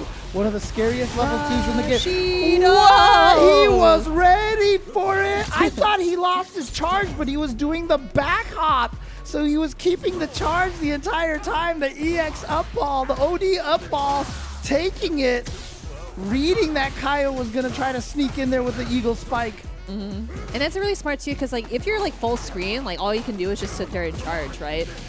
Oh, there we go. Overhead. Ronaldinho is not obsessed with shimmies into buttons. Shimmy into throw works well for him. Here we go, the setup. Didn't quite get the Blanca-chan going, but should be able to get it going now, especially with the level 2 started up. But that's why Kaio is going to bust out with that. Oh, I like the parries, especially after that, because, you know, when you're in Super 2, wow, what an answer. It's got to the other side, got the hit! EX not enough to kill. Oh, did he touch a button? Yes, he did press a button. All right, here we go. Oh, no, just too far away. Kaio is falling under Ronaldinho. He is unfortunately out of the tournament, but Ronaldinho, man, this guy is so nuts. Like this is going to be one of the most amazing runs I've ever seen. Like going from losers all the way to top 8, and of course taking out Kaio as well. So, seriously. that is a frustrating. So note to self, if Rashid hits you with the level 1 starting in the corner and then drive impacts you, you're actually far away enough that you don't get. Is that? I mean, we'll see the replay at the very end because I just want to see that situation. Like, is that repeatable? Is that a true thing at all times. If Rashid hits you with a level 1 and a drive impact won't push you into the wall afterwards. Exactly. You know, like one thing that would probably, okay, so like right here, I thought that maybe he probably could have like pushed the tornado just to kind of serve as an insurance to put him in block stun. But yeah, Ronaldinho was just sitting there charging it up and just punishing him because he know that he wanted to go in. And again, like that level 2 super is so good, getting hit by the super 1, but it does not phase him because he was not even close to the corner. Man, and the composure from Ronaldinho too, because like I seen him like just do like the forward grab, especially in the corner, because you know you've mentioned before like that defensive grab where you're holding back and then you're hitting grab and then like you throw him out the corner. It's like, oh no, that's probably not what they wanted, but of course like they're blocking it at all times. Ronaldinho knows when he's like not supposed to block, just so he can get the spacing or in the how should I put it, like the position too, just keeping your opponent in the corner, just doing all that stuff, especially when you're in the corner and Blanca activates I was gonna say V trigger. Super too. It's like you gotta stick it like how should I put it? Like stick your guns up, you know? Like try to like do your best to block as much as you can. But man, that was super, super good. I'm really excited to see Ronaldinho like kind of see how far he goes. I'm trying to remember right now, who was the one that Keoma fought in the winner's side at first round? I can't remember. No, it wasn't Ronaldinho, because Ronaldinho went to the losers right away. That's right. So it was never mind. Okay, I wasn't sure if it was a run back or not. But, I was trying to think. I was like, who was it? But I think he fought Juninho. I think that's what it was. So, okay. But there you go. Yeah. So Keoma and Ronaldinho are gonna go up against each other. That, of course, is on the loser side.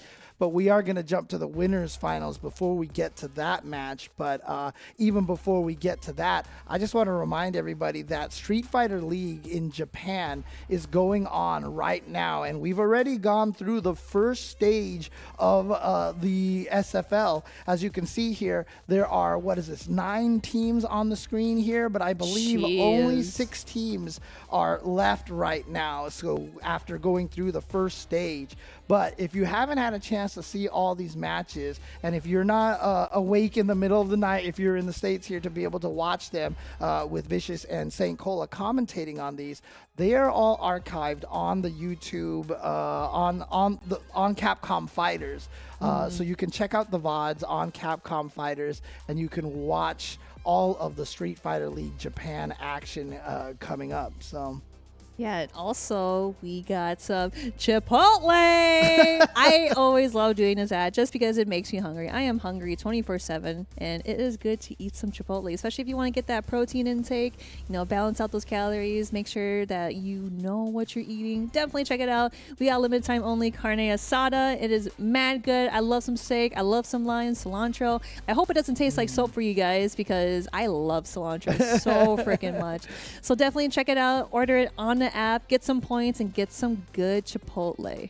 Yeah, absolutely. And of course, along with that good Chipotle, we're going to have some good Street Fighter action. Again, heading to the winners finals right after this break. So you do not want to miss that one. See who puts themselves in the grand finals to have the best possible chance of winning that spot at Capcom Cup. Don't go anywhere.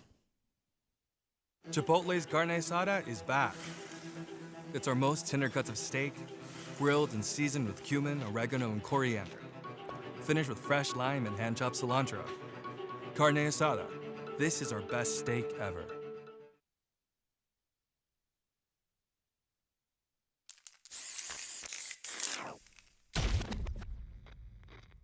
Time to work, time to work.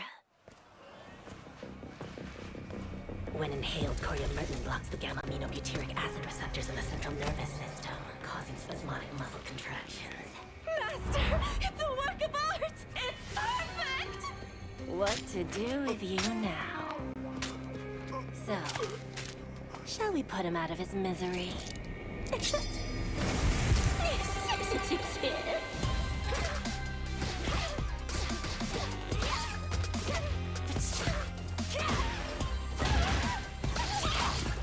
Time for some experimentation. I bet poison would work wonders on you.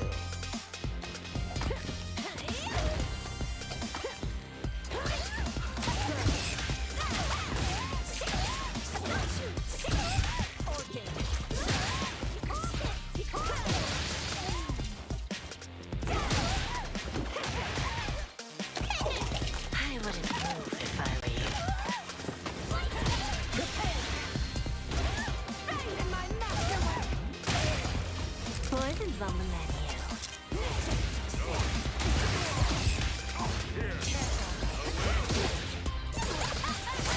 I'm finished with you.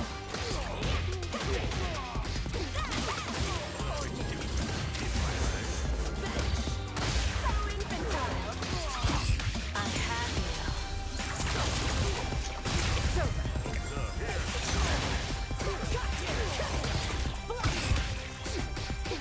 My order's dead. Let's do now. Here, there, then here, and... My magnum opus! Is my poison kicking in?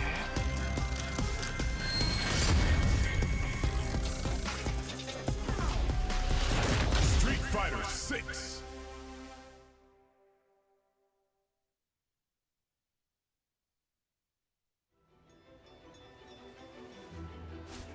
I present the Hunter from Komura.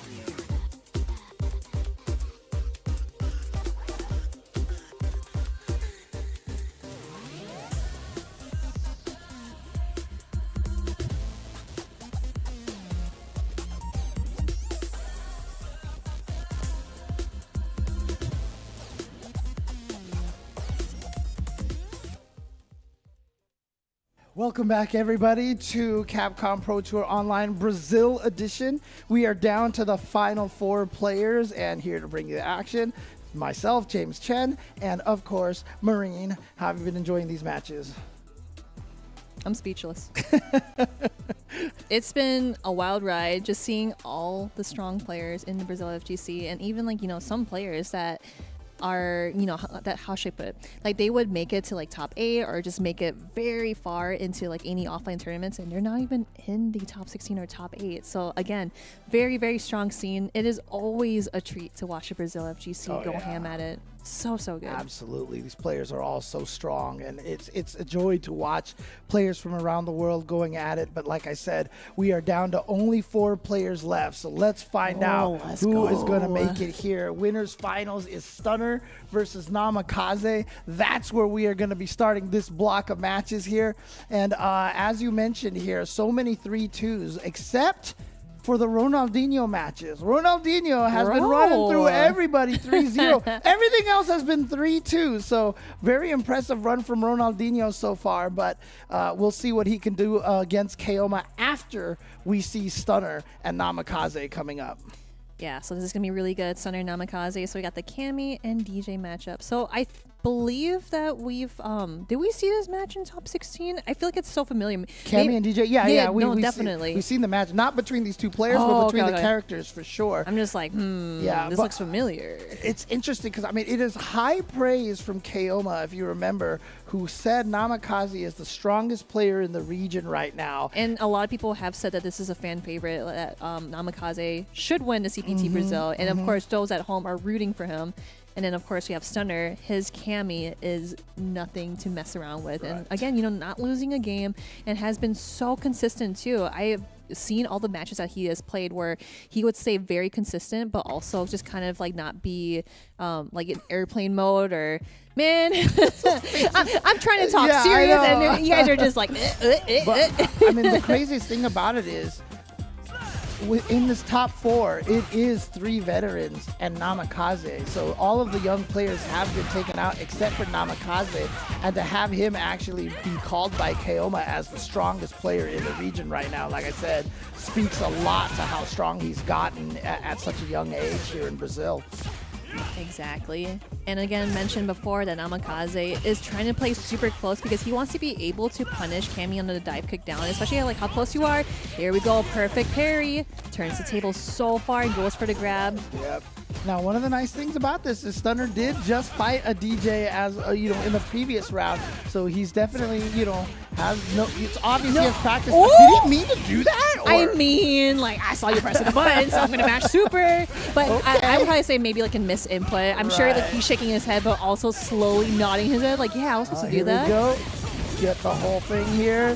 Not gonna miss the timing, and there we go. Gets the kill. Not sure which version he did. Of course, the light. Well, actually, it had to have at least been the medium one because he got the final hit over there. Can't get the final hit on the light one.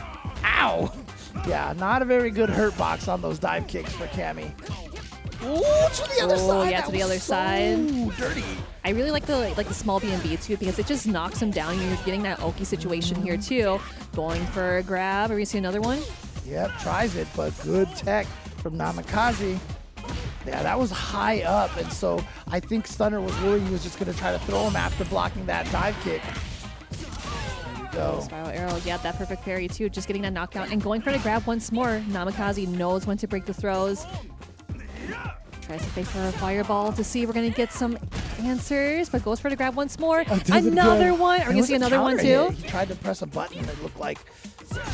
Oh, too far away for the crouching medium kick, just outside of the range. Goes for a tick throw after the drive rush. So Stunner, you can see right now, really trying to establish the throw game, and I like that. Cammy, once she gets that throw game established, that's when the shimmy game really starts to shine. You can see Stunner still going for the throws right now, really trying to send a message to Namikaze.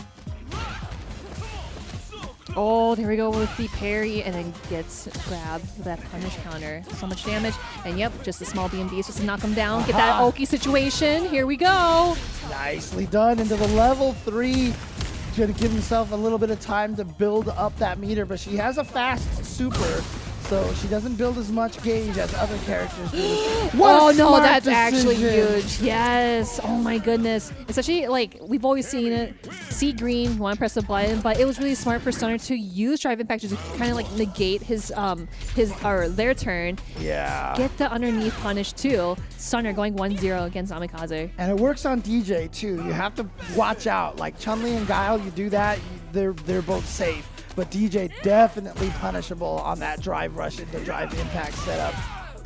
Oh, what a punish. Going from the low into the spiral arrow. Seeing that green, getting that grab. Yeah, I know. That's what I'm talking about. DJ's jump scare, his drive rush is so scary.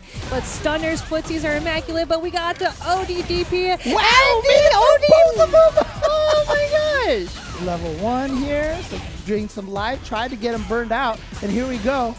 Yeah, okay. Bro, it feels like we're watching a game of ping pong where it's like, just returning the favor here and there. Man. Back and forth here, but Stunner coming out on top over here has 1 game and 1 round lead.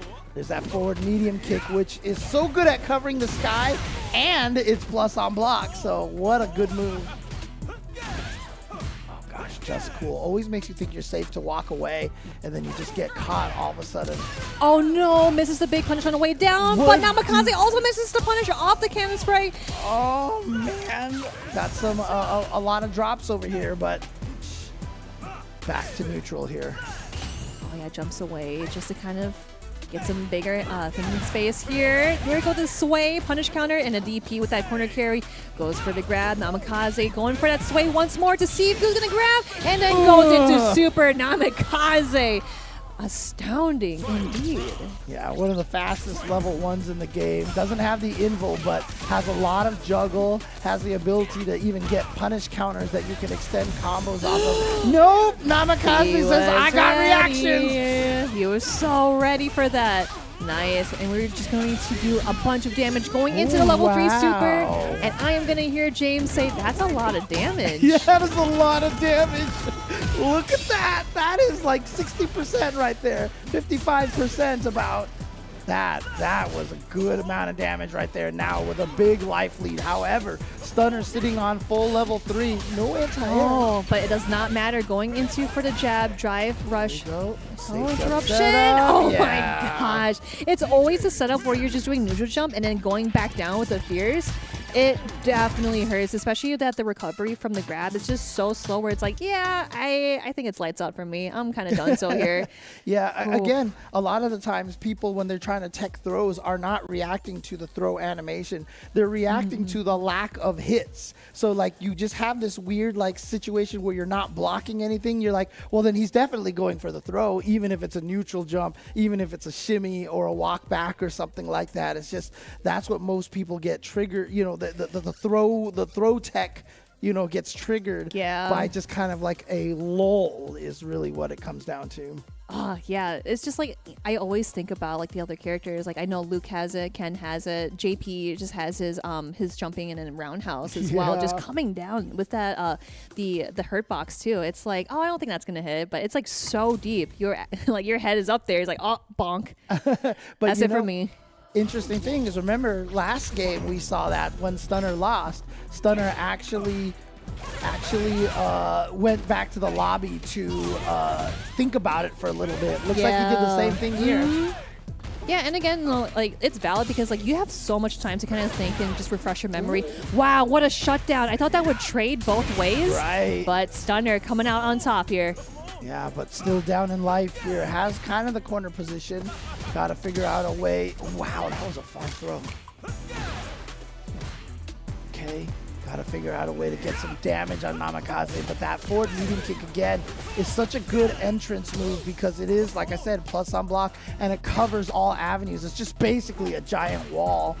Oh, tries to get a punish on the way down from that safe jump coming in from Namikaze and goes for the grab. You know, we've seen how Stunner did like a parry after he saw that sway, but not in that instance.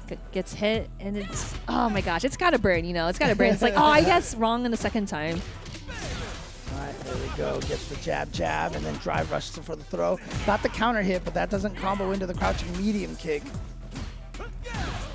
Oh my gosh, yeah, you really gotta watch your ankles. It's just so hard because DJ, again, is a very fast-paced character. Stunner, no connection from that. It was a little bit far away. A nice whip punish with the raw drill, though. Oh, okay. Checks, got a counter hit with that throw, so Namikaze tried to do something. Right of the trade. Yep, anti-air. I love that answer too. Just not going for the regular DP, but just more of like on the safer side.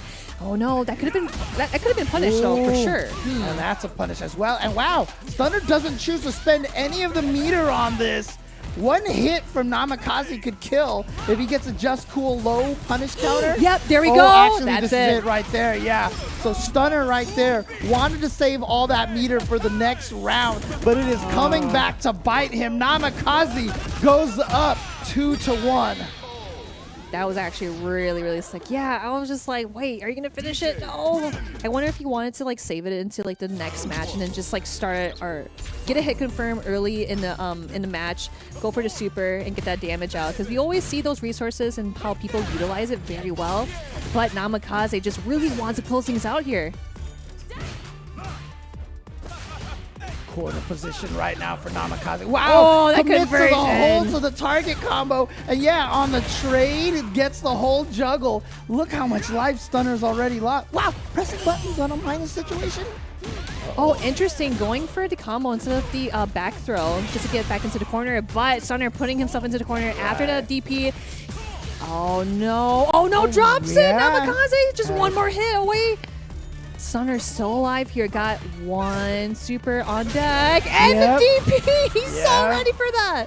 Nice thing about having a flash kick anti-air, all it takes is up and button to stop the dive kick, one of the faster ones you can react with. Namikaze now at match point to get into grand finals over Stunner. Oh, come on. Oh yeah, gotta watch your angles again. Oh my gosh, the game of footsies, just playing chess, see what's going to hit.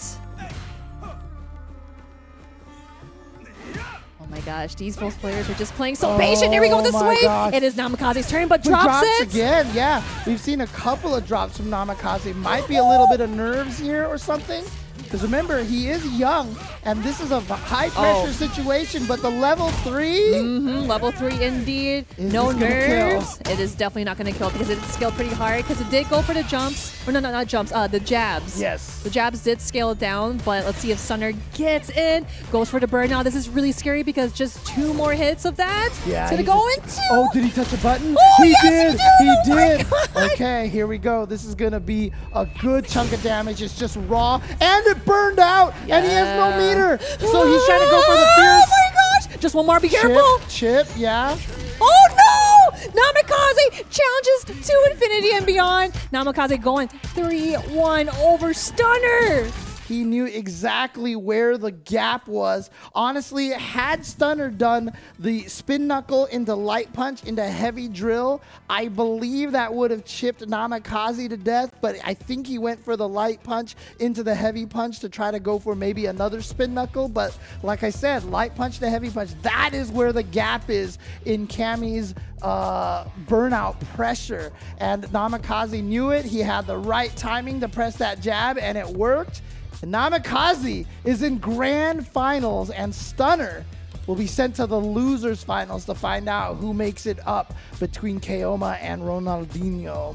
This is actually the first match where it is 3-1 because we would mostly see You're 3-2s in top 8. And again, like, you know, the 3-0s as well. But these players, it could literally be anyone's game. Namikaze played that so freaking well, was able to utilize Super 3 most of the time and just apply so much damage too.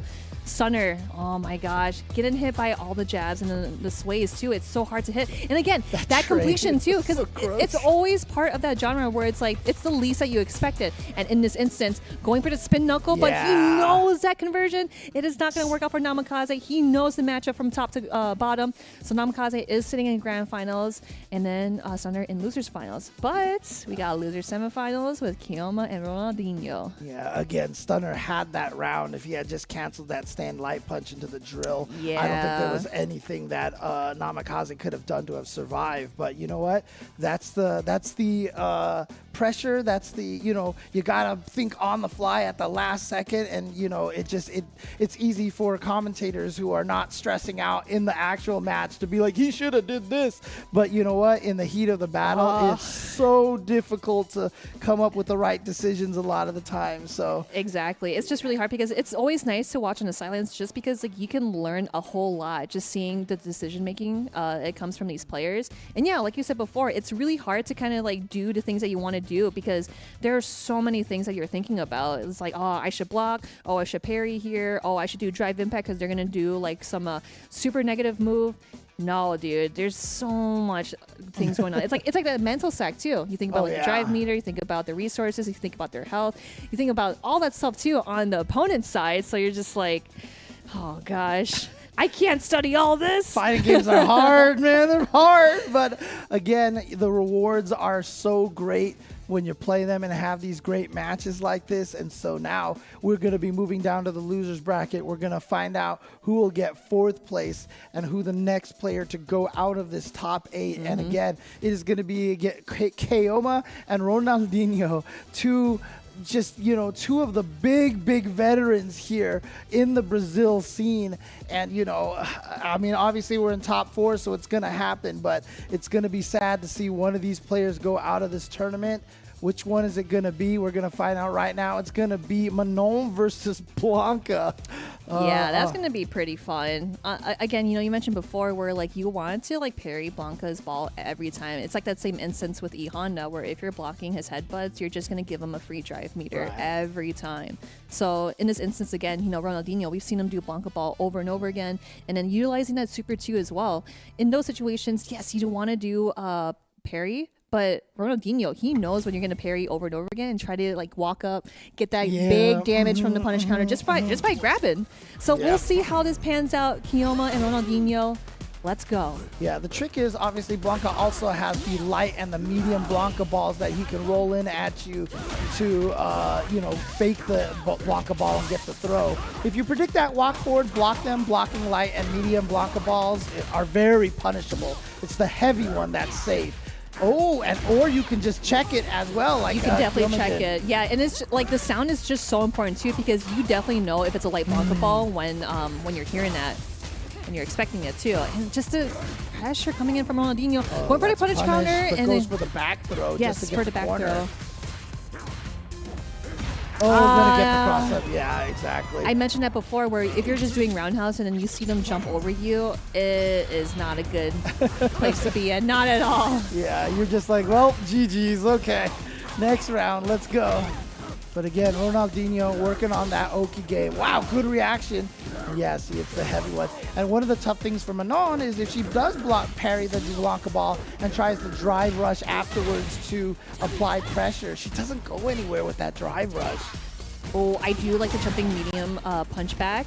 And there we go with the ODDP coming from Ronaldinho, especially when it started to get heated for Keoma. But Keoma is now kind of backing out, chilling, trying to punish, or yeah, parry the Blanca balls, as I mentioned before. Now with the roundhouse. Oh no, punish counter, and that is going to be the slide after the drive rush. Which gives Oki as well, and now look at this. Ronaldinho with a big lead. Did he get him? No, it's just that the desperation is like, okay, let me see if I can try to get some get a super because I'm in a yellow. It's going to do some damage and kind of take you down. But Ronaldinho literally seeing the future. Yeah, remember, Manon and Lily's super command grab can be jumped afterward if you haven't committed to anything yet. So that's always something to keep in mind when you're fighting against those two characters. Nice. On the other side, was able to get the vacuum and just apply more pressure, but Ronaldinho was very, very patient. Not scared about the command grab. And, you know, Keoma, he isn't going to do command grab most of the time. It's just usually that hit grab combo just to be consistent, get the consistent metal. Going for Super 1. Whoa! Okay! Nice! Gets around on the board here. Ronaldinho trying to work on that pressure in that Oki game, like I said, that he had. But Keoma stopping it with that level 1 super. And here we go. A good start. Level 3 metal. Goes for the overhead option. And beautiful choice for the cross-up button. Yep, and it's just one more command grab. I'm pretty sure that's going to be it. Oh no! Here we go. Super 1. And that is going to not hit him! It just missed?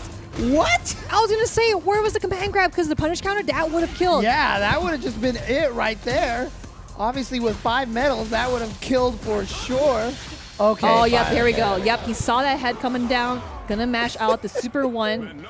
Boom, there we go. Keoma going 1-1 over Ronaldinho. And this is actually very surprising, too, because Ronaldinho has 3-0'd his opponents previously. Right, yeah, Oh, it's going to end here, but who knows? Ronaldinho's probably going to download Keoma, see what he's got in store. But Keoma looking very strong as Manon. Again, the craziest losers bracket run, if you could imagine. Ronaldinho making it all the way to grand finals would be absolutely insane. But Keoma right now is one of the main veterans here. Made it to Capcom Cup before. Oof. Nice. Oh, what an anti-air. You get going for the neutral jump. Oh, I really like that option because he thought that he was going to like maybe grab, get a punish off that grab. But man, both these players are so patient. Not doing anything chaotic whatsoever. You gotta be patient in this one. here, especially if you're Manon. Oh, here we go Yeah, again. there you Another go. wake up. So Keoma's reads on the way. Oh, God. It's so hard to know which way to block that. So, again, don't forget you have drive parries. And there we go. As I mentioned, the medium and the light Blanca balls are punishable on block.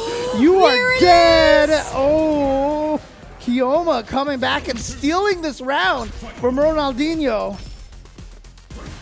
That was actually really surprising too that I was able to hit because, you know, most of the times I've seen Keoma try to do that, his opponent would just always jump, know when it's coming, backdash, or just interrupt.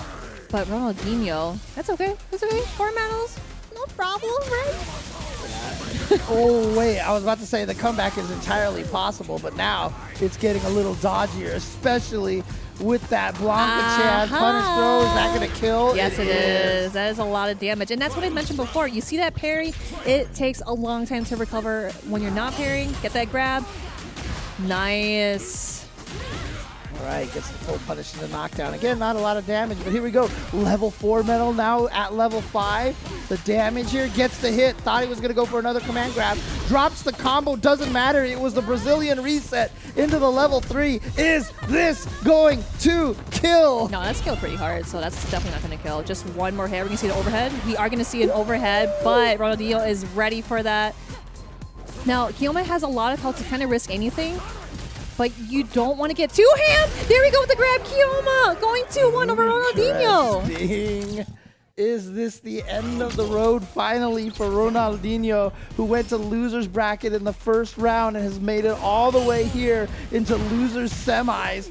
Can Keoma end one of the more epic runs this year of CPT Online?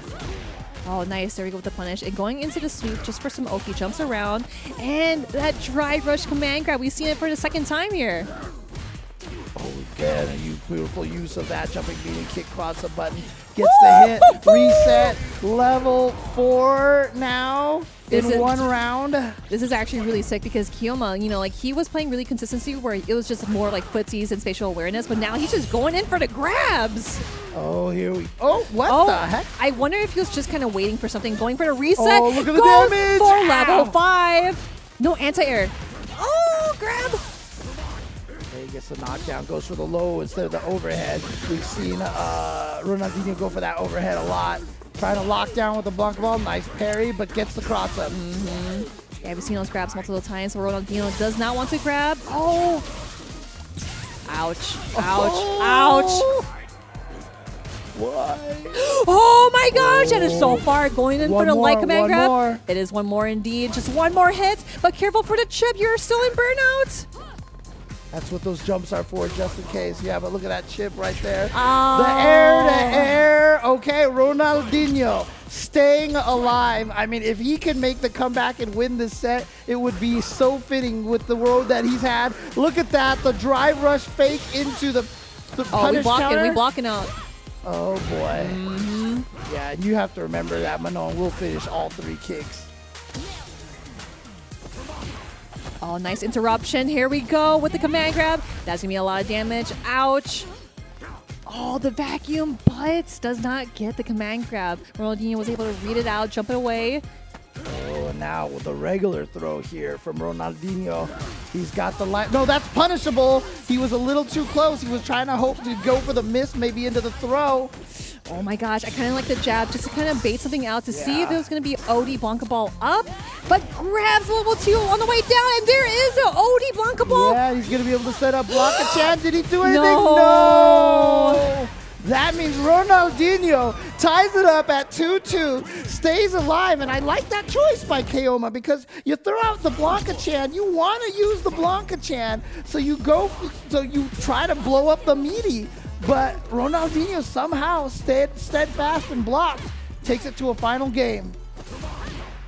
Oh my gosh, I really like the checks coming in from Keoma where he is doing medium punch, but man, these perfect parries are so on point for Keoma, especially like getting the definite medal as well afterwards. We have up to 3 medals already. I kind of like the neutral jump just to kind of like punish the Blanca ball on the way down. With grab, but no punish. Vacuums with the medium punch. OD Blanca ball. Now we're in burnout though. Oh, that's what I'm talking about. See, I mentioned the neutral jump where he's trying to catch something, and he did. Match point away for Keoma.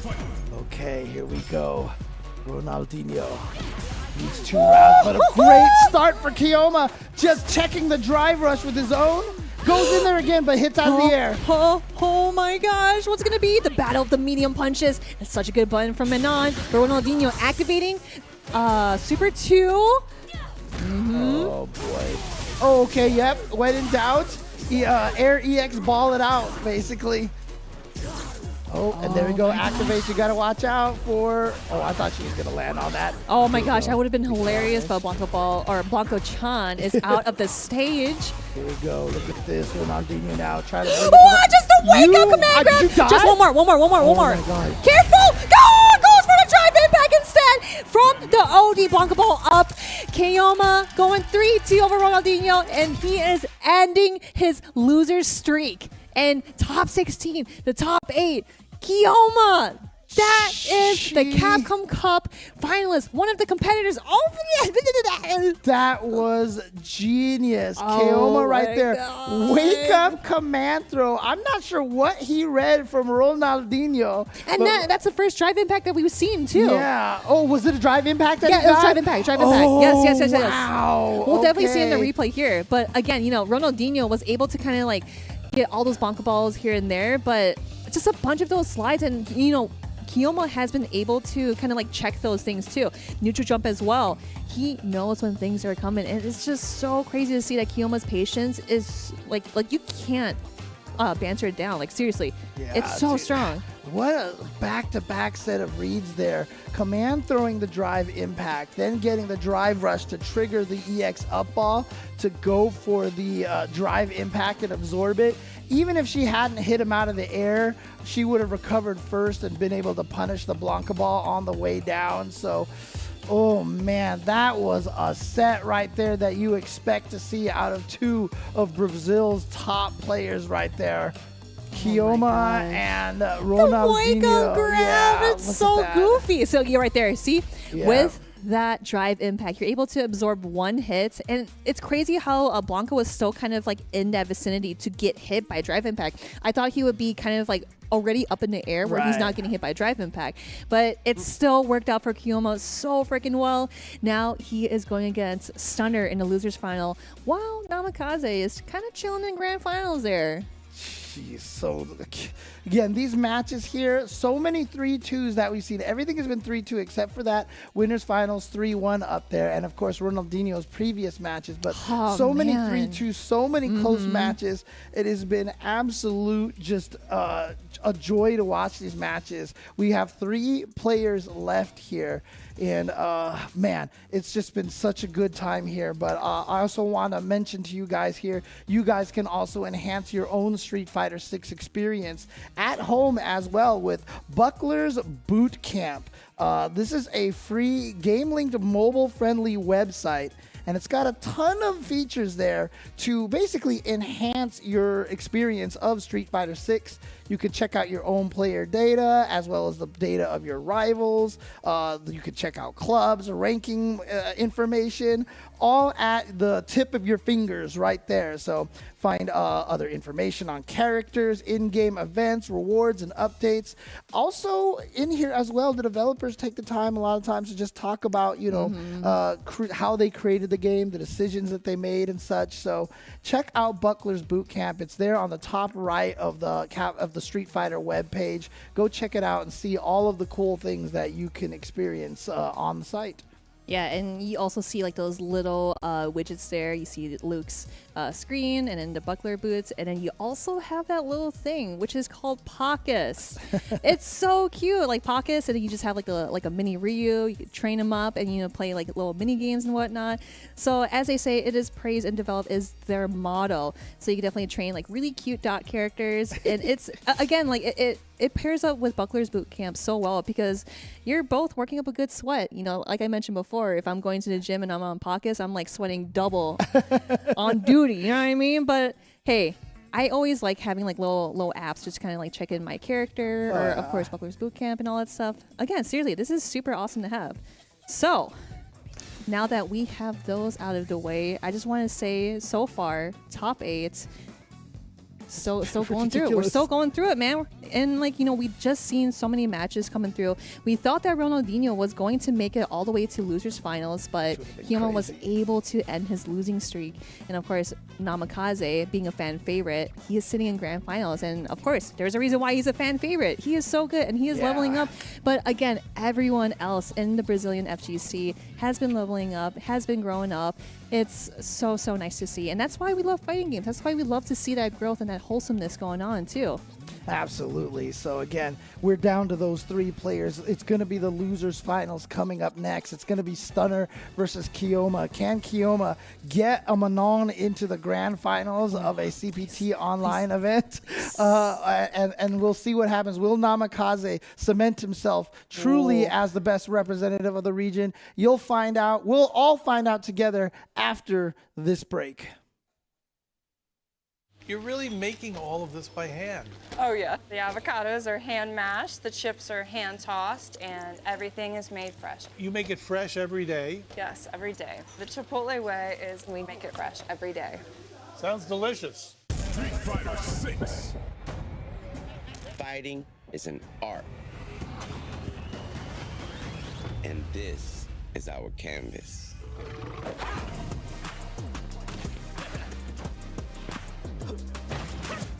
Here, we flex our style, our passion,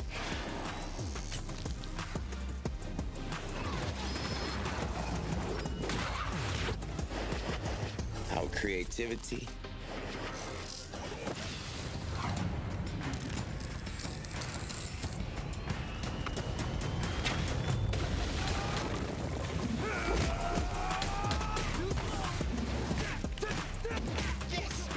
our skills. We come here to break rules, to bend minds, to change the game. This is where we make an impression.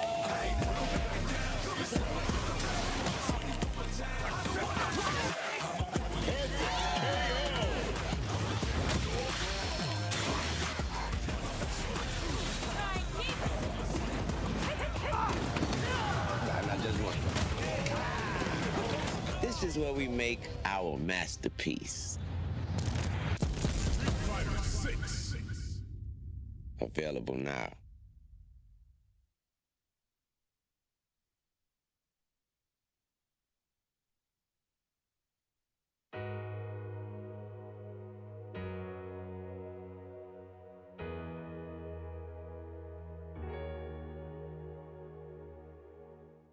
Objection!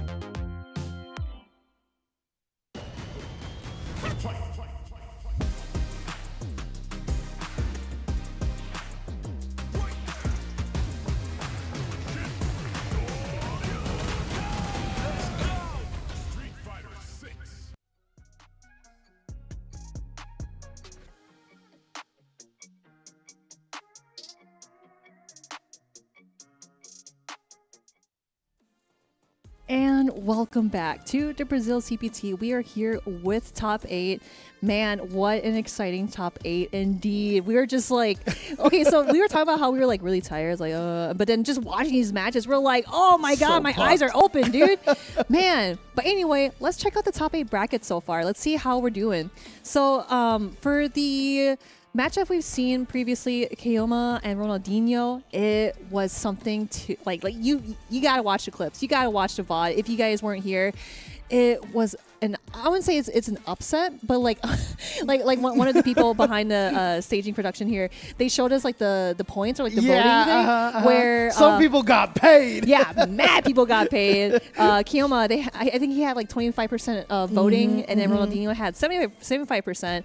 But again, you know, Ronaldinho definitely fell underneath Manon, the Manon and Blanca matchup. But the run that Ronaldinho did right here is crazy because he lost the first round and then made that loser run all the way through top 16 and then all the way to top 8. Yeah, top 4 essentially. Oh yeah, top 4. Yeah. And you know, for those people who aren't aware exactly how double elimination brackets work, if you get to grand finals by winner's side, and if you lose the first round and get to grand finals, you played twice as many matches than on the winner side of the bracket.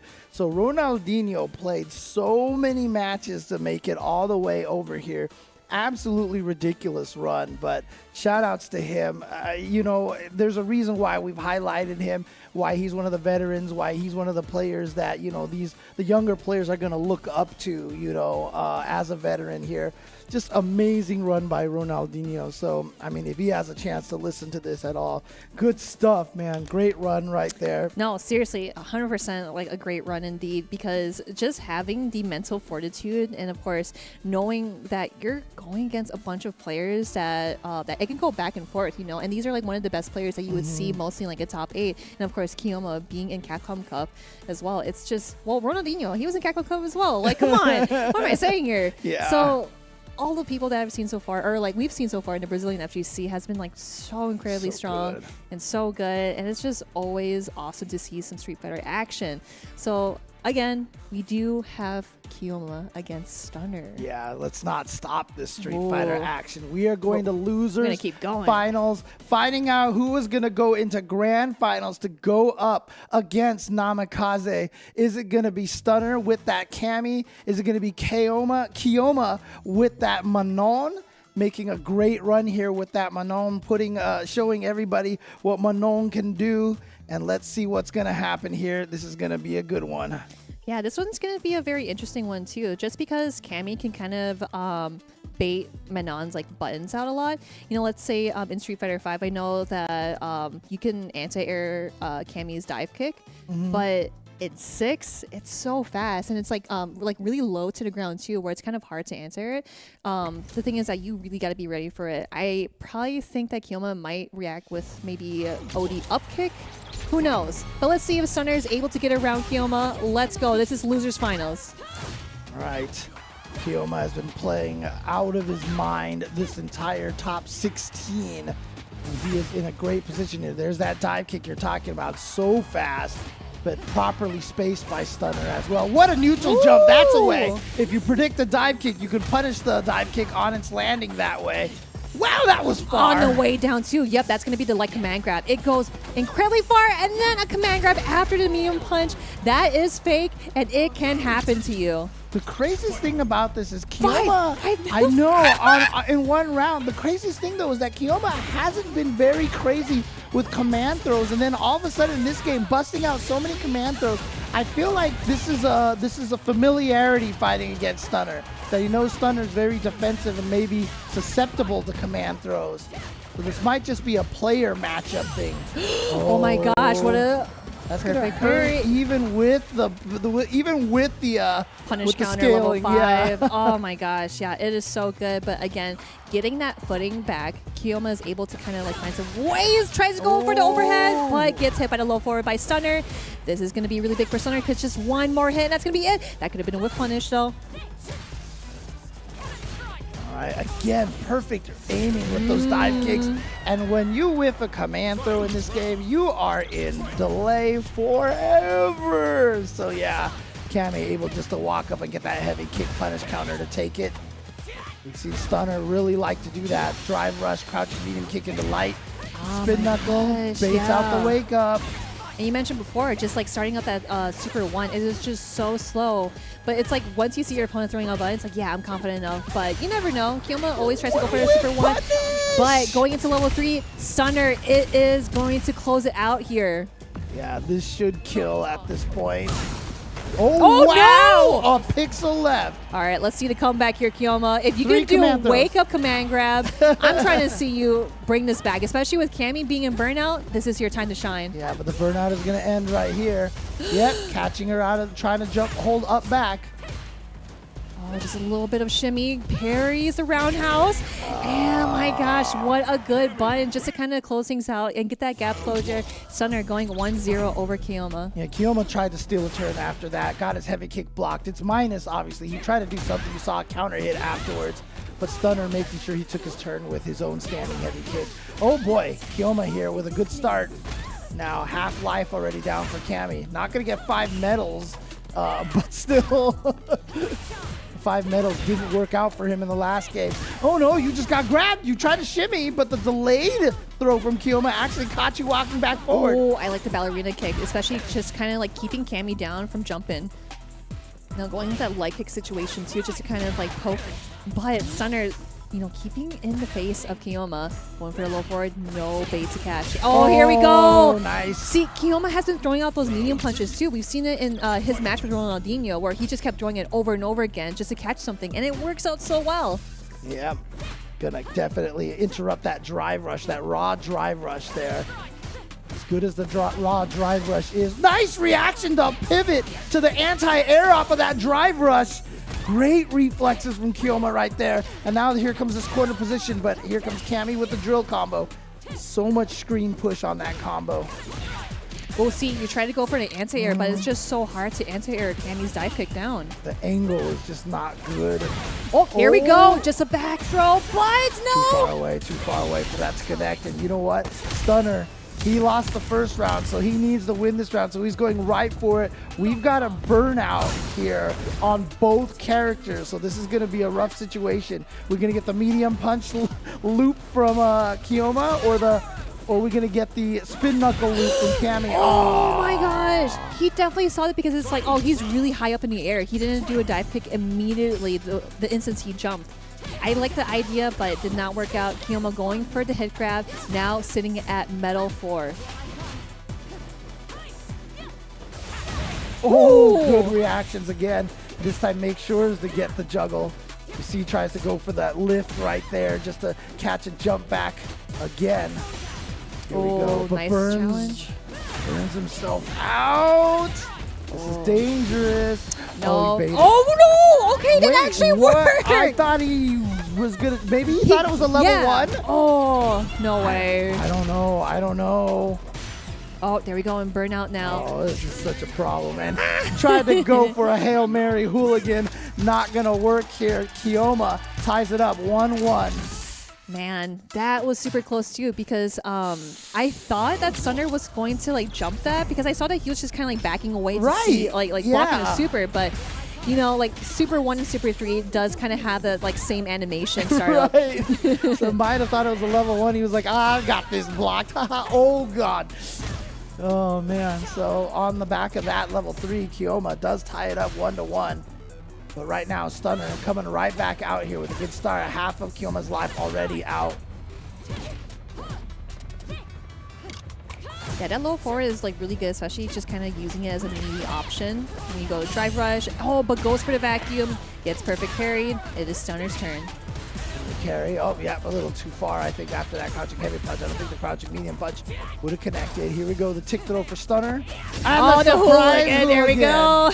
That thing is fast, and when you see it, a lot of times you think it's a jump. So you just stand up and block, and then because you're also worried about dive kick, right? So you're worried about jump instant dive kick. So hooligan catches people. You can obviously crouch under it, but just get tricked. Level 1. Yeah, that's actually really smart level 3. too. Yeah, level 3. I think that's gonna put Keoma in burnouts. Yeah, I think it is. Nice, there you go. Now this is really good for Stunner because he can, do the spin knuckle over and over again, but gets the command grab on the way down. Now Stunner's in the corner. Oh, what a jump back into the level 3.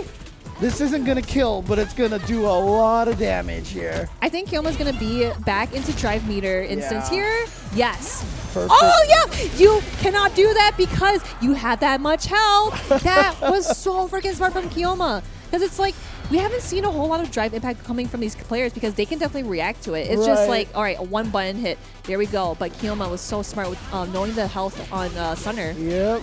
And look at this, Keoma now. He has been showing us a ton of big brain situations right now. And he is trying to go up 2-1 against Stunner.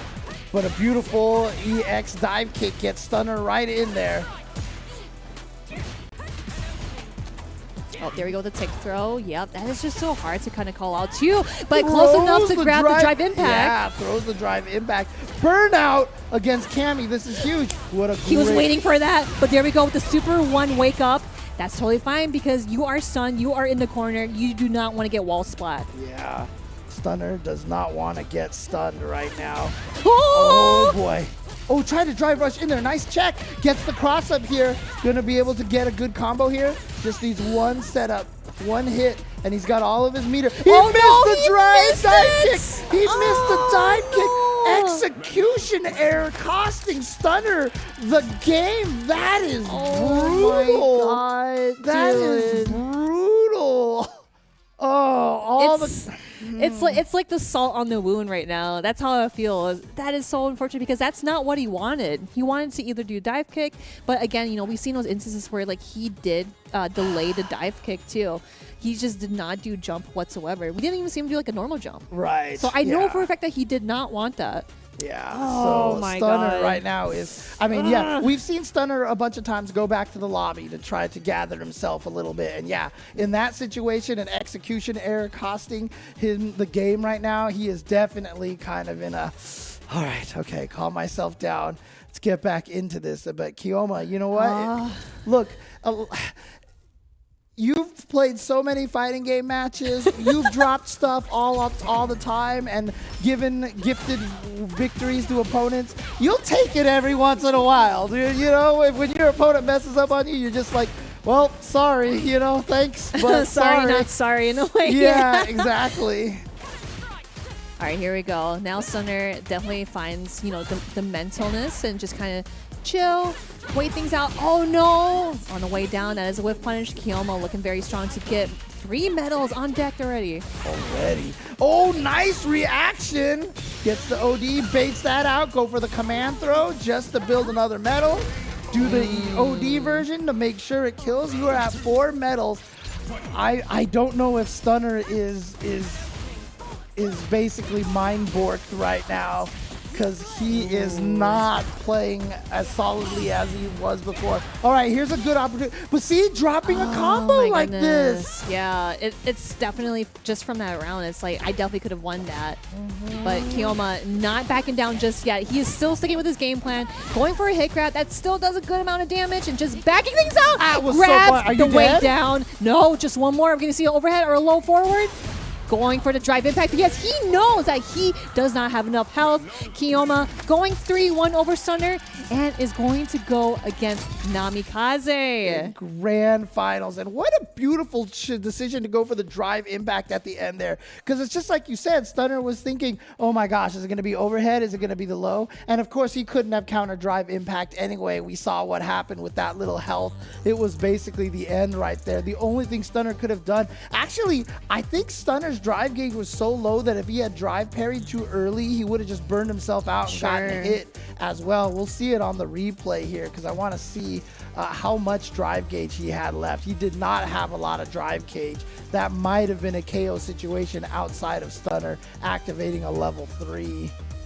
Yeah, But- and of course, like we've seen a bunch of hit grabs. We haven't seen like a whole lot of command grabs, like just like raw command grabs. But I think towards the end, I wonder if Keoma knew that Stunner was definitely, still thinking about that last round that he messed up, that misinput, right? So yeah, right here, there. yeah, that definitely should have been a dive kick because he did jump and kind of delay it because it did catch Keoma once, but he was able to anti-air it right there, spaced out so perfectly. I really like how Keoma was just like walking back.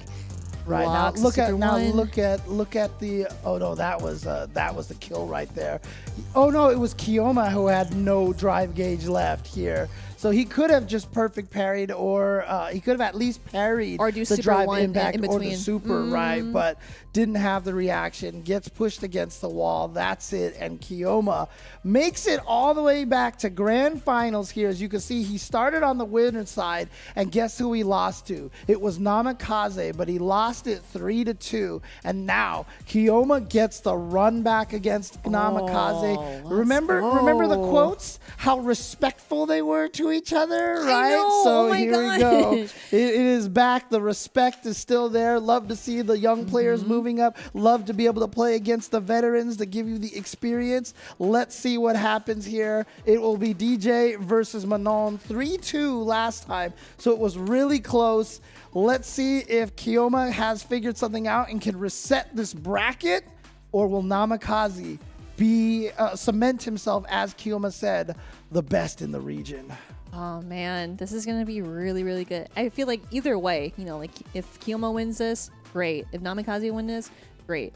Because the thing is that they're going to like fight each other again, like in like the World Warrior, or even in other tournaments as well. So I just have nothing to say about this because again, it's gonna be like the first match, but we'll see if Keoma kind of like learns some things of what Namikaze is going to do this time, and just learn from your mistakes. Download the tech. And let's see how it goes. Here we go. Grand finals, ladies and gentlemen. Grand finals. Of Capcom Pro Tour Online. Let's go. Keoma going up against Namikaze. They fought each other on the winner's side earlier in this tournament. Namikaze came out on top 3-2. Keoma battled his way in loser's bracket with Manon all the way back to grand finals. Here we go. DJ, Manon, Namikaze, Keoma, grand finals. Let's go. Woo! You see there, Namikaze. No, we chilling. Oh, button check? Oh no. Namikaze is on winner's side, as you saw there, the little W there. Keoma is on loser's side. As I mentioned, Keoma has to put Namikaze in the loser's bracket before he can eliminate him, so he needs to win 2 sets of 3 out of 5, and Namikaze only needs to win 1 set. We'll figure out what's going on and get this match back to you, and I was all hype and everything. And yeah, then you're nothing. Okay. You have to do it again, though. Go. You have to do it again. Okay. All right, all yeah. right. Ooh, recharge up. Yeah, and then, here we go. Yeah. Build that. I have to wait my drive gauge builds back up. I'm in burnout right now, right? I'm like, oh. And then all of a sudden the match comes out. Shing! There we go. And then I can do that again. So yeah. So it looks like there are some technical difficulties. So we are just kind of waiting things out to make sure that things are good to go. Again, it's always good to make sure that if you do expect some sort of delay on your side or just kind of in the lobby, you have so much time to kind of recuperate and also just call things out because of course Capcom they want to see you play your best. Absolutely. So yeah, absolutely. It's called out. All right. So again, though, shout outs to the entire Brazil scene. Again, 300 people entering in here. World Warrior is still available for you guys as well on Ryoran's channel, RYORAN. So definitely check that out for the BR Kumite, the Brazil Kumite. And shout outs to the entire Brazil scene who are very passionate about this game. Yes. And they, like I said, they've had a representative in Capcom Cup just about every single year that we have had Capcom Cup. So again, just a strong, strong scene, and you love to see it. Yeah, and again, like you mentioned before, the World Warrior is really nice too. Just seeing all the local regions, and of course, just having an online CPT just for Brazil. Again, it's just so heartwarming because we all know that the Brazil FGC is huge, and we all know you guys are like monsters over there. Yeah. Passionate, yes. And of course, like just training with each other too. Like Ronaldinho has mentioned before, where, you know, the scene is growing. There's a lot of people from different genres coming in to play Street Fighter 6. And of course, like, you know, the young players that I want to mention to spotlight, like Felipe and Kyuki, who are 19 years old. And I know Felipe, he quoted saying, like, I don't care if I win or lose. I'm just so glad to be in top 16. And that's what we really want in this competition, to know that, like, I'm so glad I made it this far. I can show, like, what knowledge I have in this game. And we are going to see it here. Grand Finals, I believe we're good to go. It looks like we're good to go. Yeah. Let's go. So it's Namikaze, Keoma, Grand Finals. Let's go. There you go. All right. So good start here for Namikaze. Going to get a big combo and a corner push here off the machine gun punch. Probably going to get a no, actually just dashes in. Here we go. Keoma did build up 1 medal at the beginning of this round, however. Oh god, again, just cool low, finding its mark. Oh, I kind of like that. Like, Keoma would always kind of go for like the safest B&B route, just going drive rush after doing medium punch and then going in for the shorts. But Namikaze, look at all that life lead and doing that sway once more. His sways are so on point because when he sees Keoma grab, he's like, no, I'm just going to kick your ankles and go to the next round. Yeah, that just cool right now is causing some problems for Keoma. We saw it 3 times and he went with a low 3 times. No, misses the punish. Yeah. Oh. Is that button fast enough? You're -8 in those situations. I don't know what the startup on that button is. I'll have to double check. But Yeah, look definitely. at this. The defense from Namikaze has been absolutely flawless. And there it is. Just cool low over and over again. I've seen it 4 times. It is hit 4 times now. Fakes it. Yeah, definitely fakes it. And just backs away. And look at how much resources he has, too. Look at all that drive meter.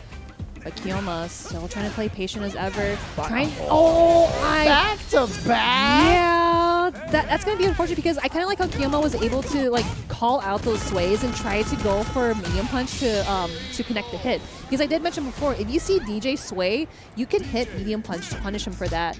But Namikaze was able to space things out and was able to kind of go into that conversion for Super 3 and get that round for him, 1-0.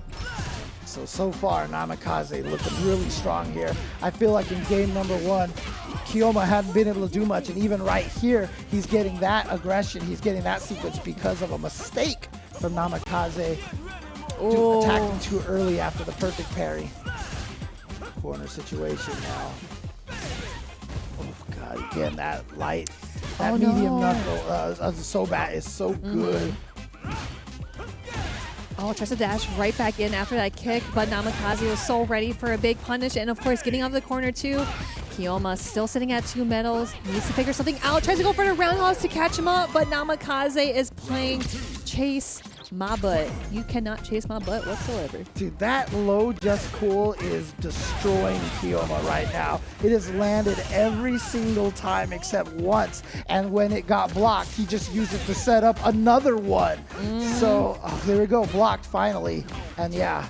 There we go. That's one of the first times that we've seen Keoma block it. Okay, here we go, Keoma. Get in that medium punch, too. The medium punch, it also kind of pushes you up a little forward, but it looks like Namikaze is going to go into Super 3. It is going to get hot indeed, DJ. Damage. He has his whole drive gauge back. Keoma's oh my gosh, just cool. Finding its hit again.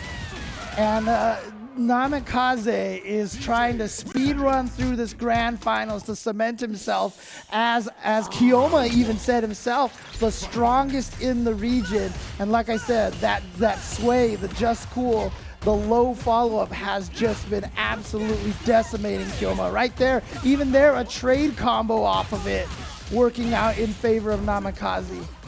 Hardest part about Manon getting those lights combos like that is he doesn't get a medal off of those. Oh my gosh, Namikaze is finding the right hits, going for the right buttons as well. And that knee as well. It is so scary to try to anti-air. Namikaze already sitting at match point. We'll see if he's going to take the Brazil CPT or is Keoma still in this? We've had so many matches go down to the wire. They've been so close, including Namikaze versus Keoma on the winner side. And Namikaze right now is trying to speed run through this grand finals. Gets the hit out of the air. There's that sway again. Oh, there we go. Yep, he was about to go for a fireball, but gets hit by the overhead. Gonna go with the grab after the drive rush and the medium punch. That's what I'm talking about. Here we go. Yes. Yeah, finally blocked. Oh, he went for the overhead that time, maybe to catch Keoma one time, finally blocking, or maybe just to send the signal that he's willing to do it so that Keoma will continue to get hit by the low just cool. Punish time. Oh, no! He drops the combo! But still in the healthy state with a little bit of a drive meter. You want to be careful about not going to burn on because that's what Namikaze wants. But he doesn't want to abuse the fireball because he knows that Keoma's going to jump in. Drive rush grab. That is so good. He's been doing it so much. One hit from DJ will win. Didn't go for the low follow-up. Actually just cooled and did nothing. Oh, anti-air goes for the super, but jump! Here we go! Namikaze 3-0 over Keoma. He is your Brazil CPT champ. Wow. After a top 16 and a top 8 of just close matches and just hard-fought matches, Namikaze here chilling so comfortably in the winner's side, came in here with the utmost confidence, with just absolute no panic, no stress, and takes this so cleanly. Again, I would love to see someone, if they have a stat on how many of those low just cools actually connected on Keoma. There's one right there for an example, and he just ran. There's another one right there, and you see how that move just absolutely destroyed him. And even there, trade combo off of that just cool. Oh boy. Man, and that's like really good too because he, like you mentioned before, the sways definitely utilize how mobile DJ is compared to Manon. Like, you know, she's trying to check with those medium punches and trying to check, you know, with the roundhouse as well. But Namikaze played so fast because he wanted to speed run through this CPT without losing a game. Yeah. Without losing a game, of course, being in winners, right? And without losing a set. Yeah, right. yeah, without losing a set. Yeah. Without losing a set, and of course, 3-0 in grand finals. Of course, he is your champ. Yeah, you're a champ, so, man. Again, one of the younger players coming in here and really putting his stamp on the Brazil scene, putting people on notice. But I mean, he is now qualified for Capcom Cup. He will be attending Capcom Cup 10. And so now that, you know, obviously the entire Brazil scene has been on notice with this, with Namikaze for quite some time here. But now it is time for the whole world to be put on notice here, because after what we just saw here in this top 8, you do not want to go up against this guy at Capcom Cup. Like, yeah, so if you do want the challenge, we definitely have some CPTs that you can check out if they are in your region. So the CPT we have here is South Africa. Make sure that you do register if you are in that region. It closes at 3 a.m. Pacific time. Don't be that guy that signs up at 2:59 a.m. Pacific time. But again, you know, we do have the South Africa online CPT, but then we have other CPTs that you can attend offline if you like that offline experience here. Yeah, it's Singapore and France coming up very, very soon. In fact, in just under a month, we'll have the Singapore premiere. And then, of course, just a few weeks after that, the France premiere as well. These events are the only offline events outside of EVO, which is already completed, that if you win these events, you will qualify automatically to Capcom Cup. These will be the hardest ones to win, obviously, because so many people will be entering these. But again, it should be exciting. Even if you do not have the ability to travel to these events to compete, make sure you keep an eye on the Capcom the YouTube channel for Capcom Fighters is what I'm trying to say, sorry, and the Twitch for Capcom Fighters, so that you can watch these events as well. Yeah, look at that. We got a spreadsheet of our schedule here. So yeah, October 14th, South Africa. October 20th to 22nd, Singapore offline. October 28th, Europe North/East. So again, make sure you check on CapcomProTour.com for more information on these events. But, you know, one thing that I really enjoy, you know, just watching these events is the Chipotle. So we are going to go into our Chipotle Unwrapped. We are going to check out to see if we, oh yeah, I forgot. No, I was going to say like an interview at all, but I don't think we're going to do an interview. Yeah, I don't know if we're going to have an interview. So yeah, for sure, we're just going to come back and kind of wrap things up for you guys. Well, actually, I should say we're going to unwrap things for you guys with the Chipotle Unwrapped. unwrapped section here. So make sure you guys stick around. A little bit more to discuss after this and some chips for us to eat. So we will be right back with our closing thoughts on this event. Chipotle's carne asada is back. It's our most tender cuts of steak, grilled and seasoned with cumin, oregano, and coriander. Finished with fresh lime and hand-chopped cilantro. Carne asada. This is our best steak ever.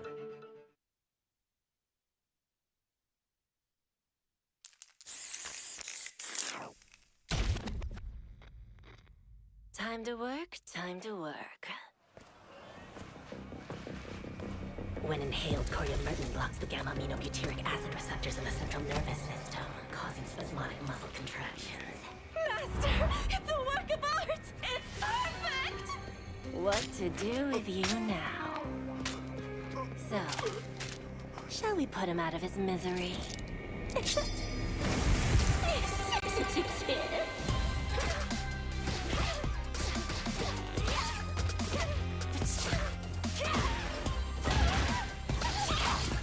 Time for some experimentation. I bet poison would work wonders on you.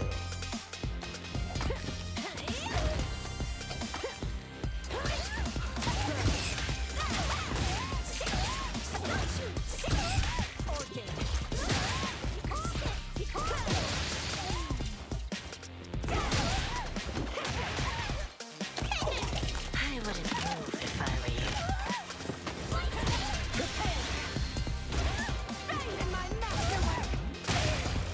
Poison's on the menu.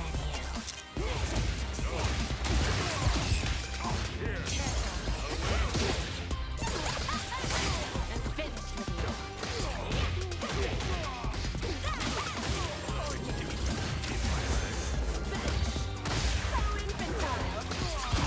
I have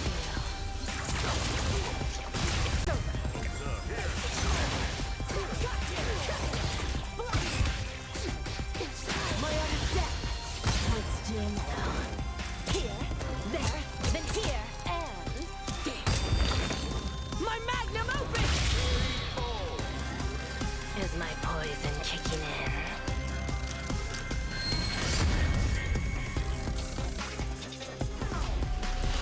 Street Fighter 6.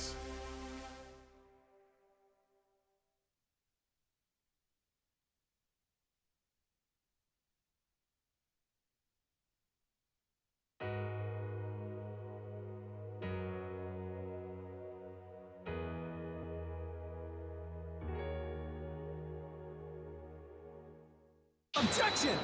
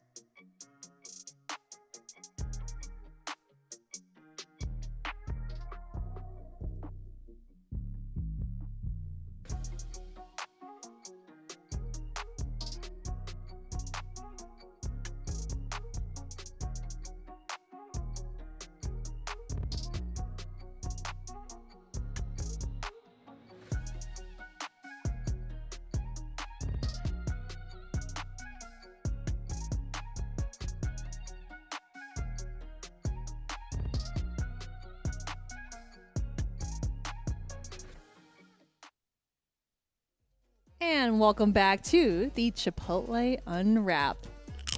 These chips are so good, right? You know, I always like to joke that in Alpha 1 and Alpha 2 for Street Fighter, when you die by chip damage, they have different symbols for how you win, and they put up a symbol of a cheese when you die by chip damage. I think it was a prediction. The chips and the cheese. What's happening here? I just want you to shut up real quick.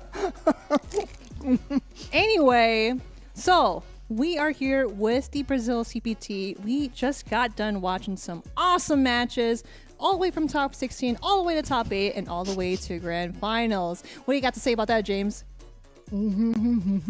Exactly. So let's check out the top 16 bracket, see how far we've come. Look at that. Top 16 winners in the quarterfinals. We got Stunner, Zydani, Lendi, Aviva, Kaio, Juninho, Keoma, Namikaze, and Horace Ballin. So, man, we've seen these people before in previous CPTs where I recognize Horace Ballin does so freaking well, but unfortunately it falls under Namikaze, Keoma beating Juninho, Kaio over Lendi, Aviva, and then Stunner over Zydani. Oh, you got this. Oh, come on. Your turn, James. I see you with all the chips on your other hand. You got this. Okay, look, you.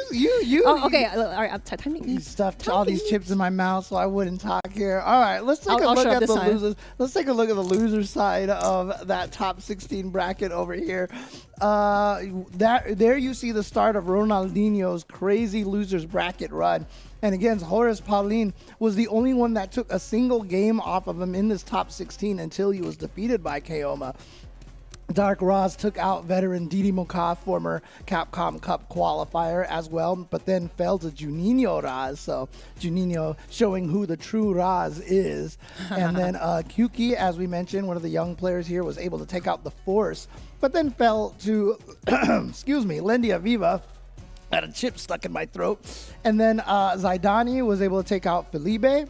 And Zydani then was able to defeat Zydani as well. So he was the only player that started in the losers bracket that actually made it all the way. Oh, no, I'm sorry. Ronaldinho did as well. And so that brought us to our top 8. Yeah. Incredible run. So yeah, in the winner semifinals, or just to start out the top 8, so we got Stunner, Kaio, Keoma, Namikaze, and then in losers we had Zydani, Lendi, Aviva, Juninho, and Ronaldinho. And like you mentioned before, Ronaldinho had a crazy losers run until he falls down from Keoma. But again, you know, we've mentioned before that Namikaze was also a fan favorite for the whole CPT here. So many great players here. And I want to mention Zydani being the only Maritza player in this top 8. I always love to see some big damage, some big punches from the mommy muscle himself. Yeah, and honestly, that Keoma versus Ronaldinho match coming down with the crazy wake-up command throw from Keoma, that was probably the match of the entire tournament right there. What a wonderful match. And again, you know, if you guys didn't get a chance to see that, you can always check out all the VODs and archives on youtube.com/Capcom Fighters as well. But of course, that's just for the Capcom Fighters events, but there are events going on all around the world. Yep, even like World Warriors too. We want to also mention the Brazil Kumite. You know, if you want to see more of the action between, you know, like Keoma or Felipe or, you know, Jaleshe, you know, all those Brazilian players, like you can see them at the World Warrior, which is the Brazil Kumite. Seriously, you gotta check it out because they are so good. Check it out on Ryoran's channel. He runs most of it, and you did see like the interview before where, you know, it is a dream to, you know, have that scene, have someone be sent to Capcom Cup to play and show how strong the Brazilian FGC is. Yeah, and of course, if you want to support all of these different World Warrior streams, again, there's 26 players are going to qualify from 26 different regions. Make sure you go to CapcomProTour.com, check out all the information for all the different streams there. But not just that, but also follow their Twitch channels as well to support them. Follow their YouTube channels because they're going to be uploading their own archives to their own channels and such. So definitely support all these guys. As I mentioned, they put in so much work, STOs, as organizers and such. And, you know, a lot of them, you know, they make some money off of this, you know, and they're deservedly so.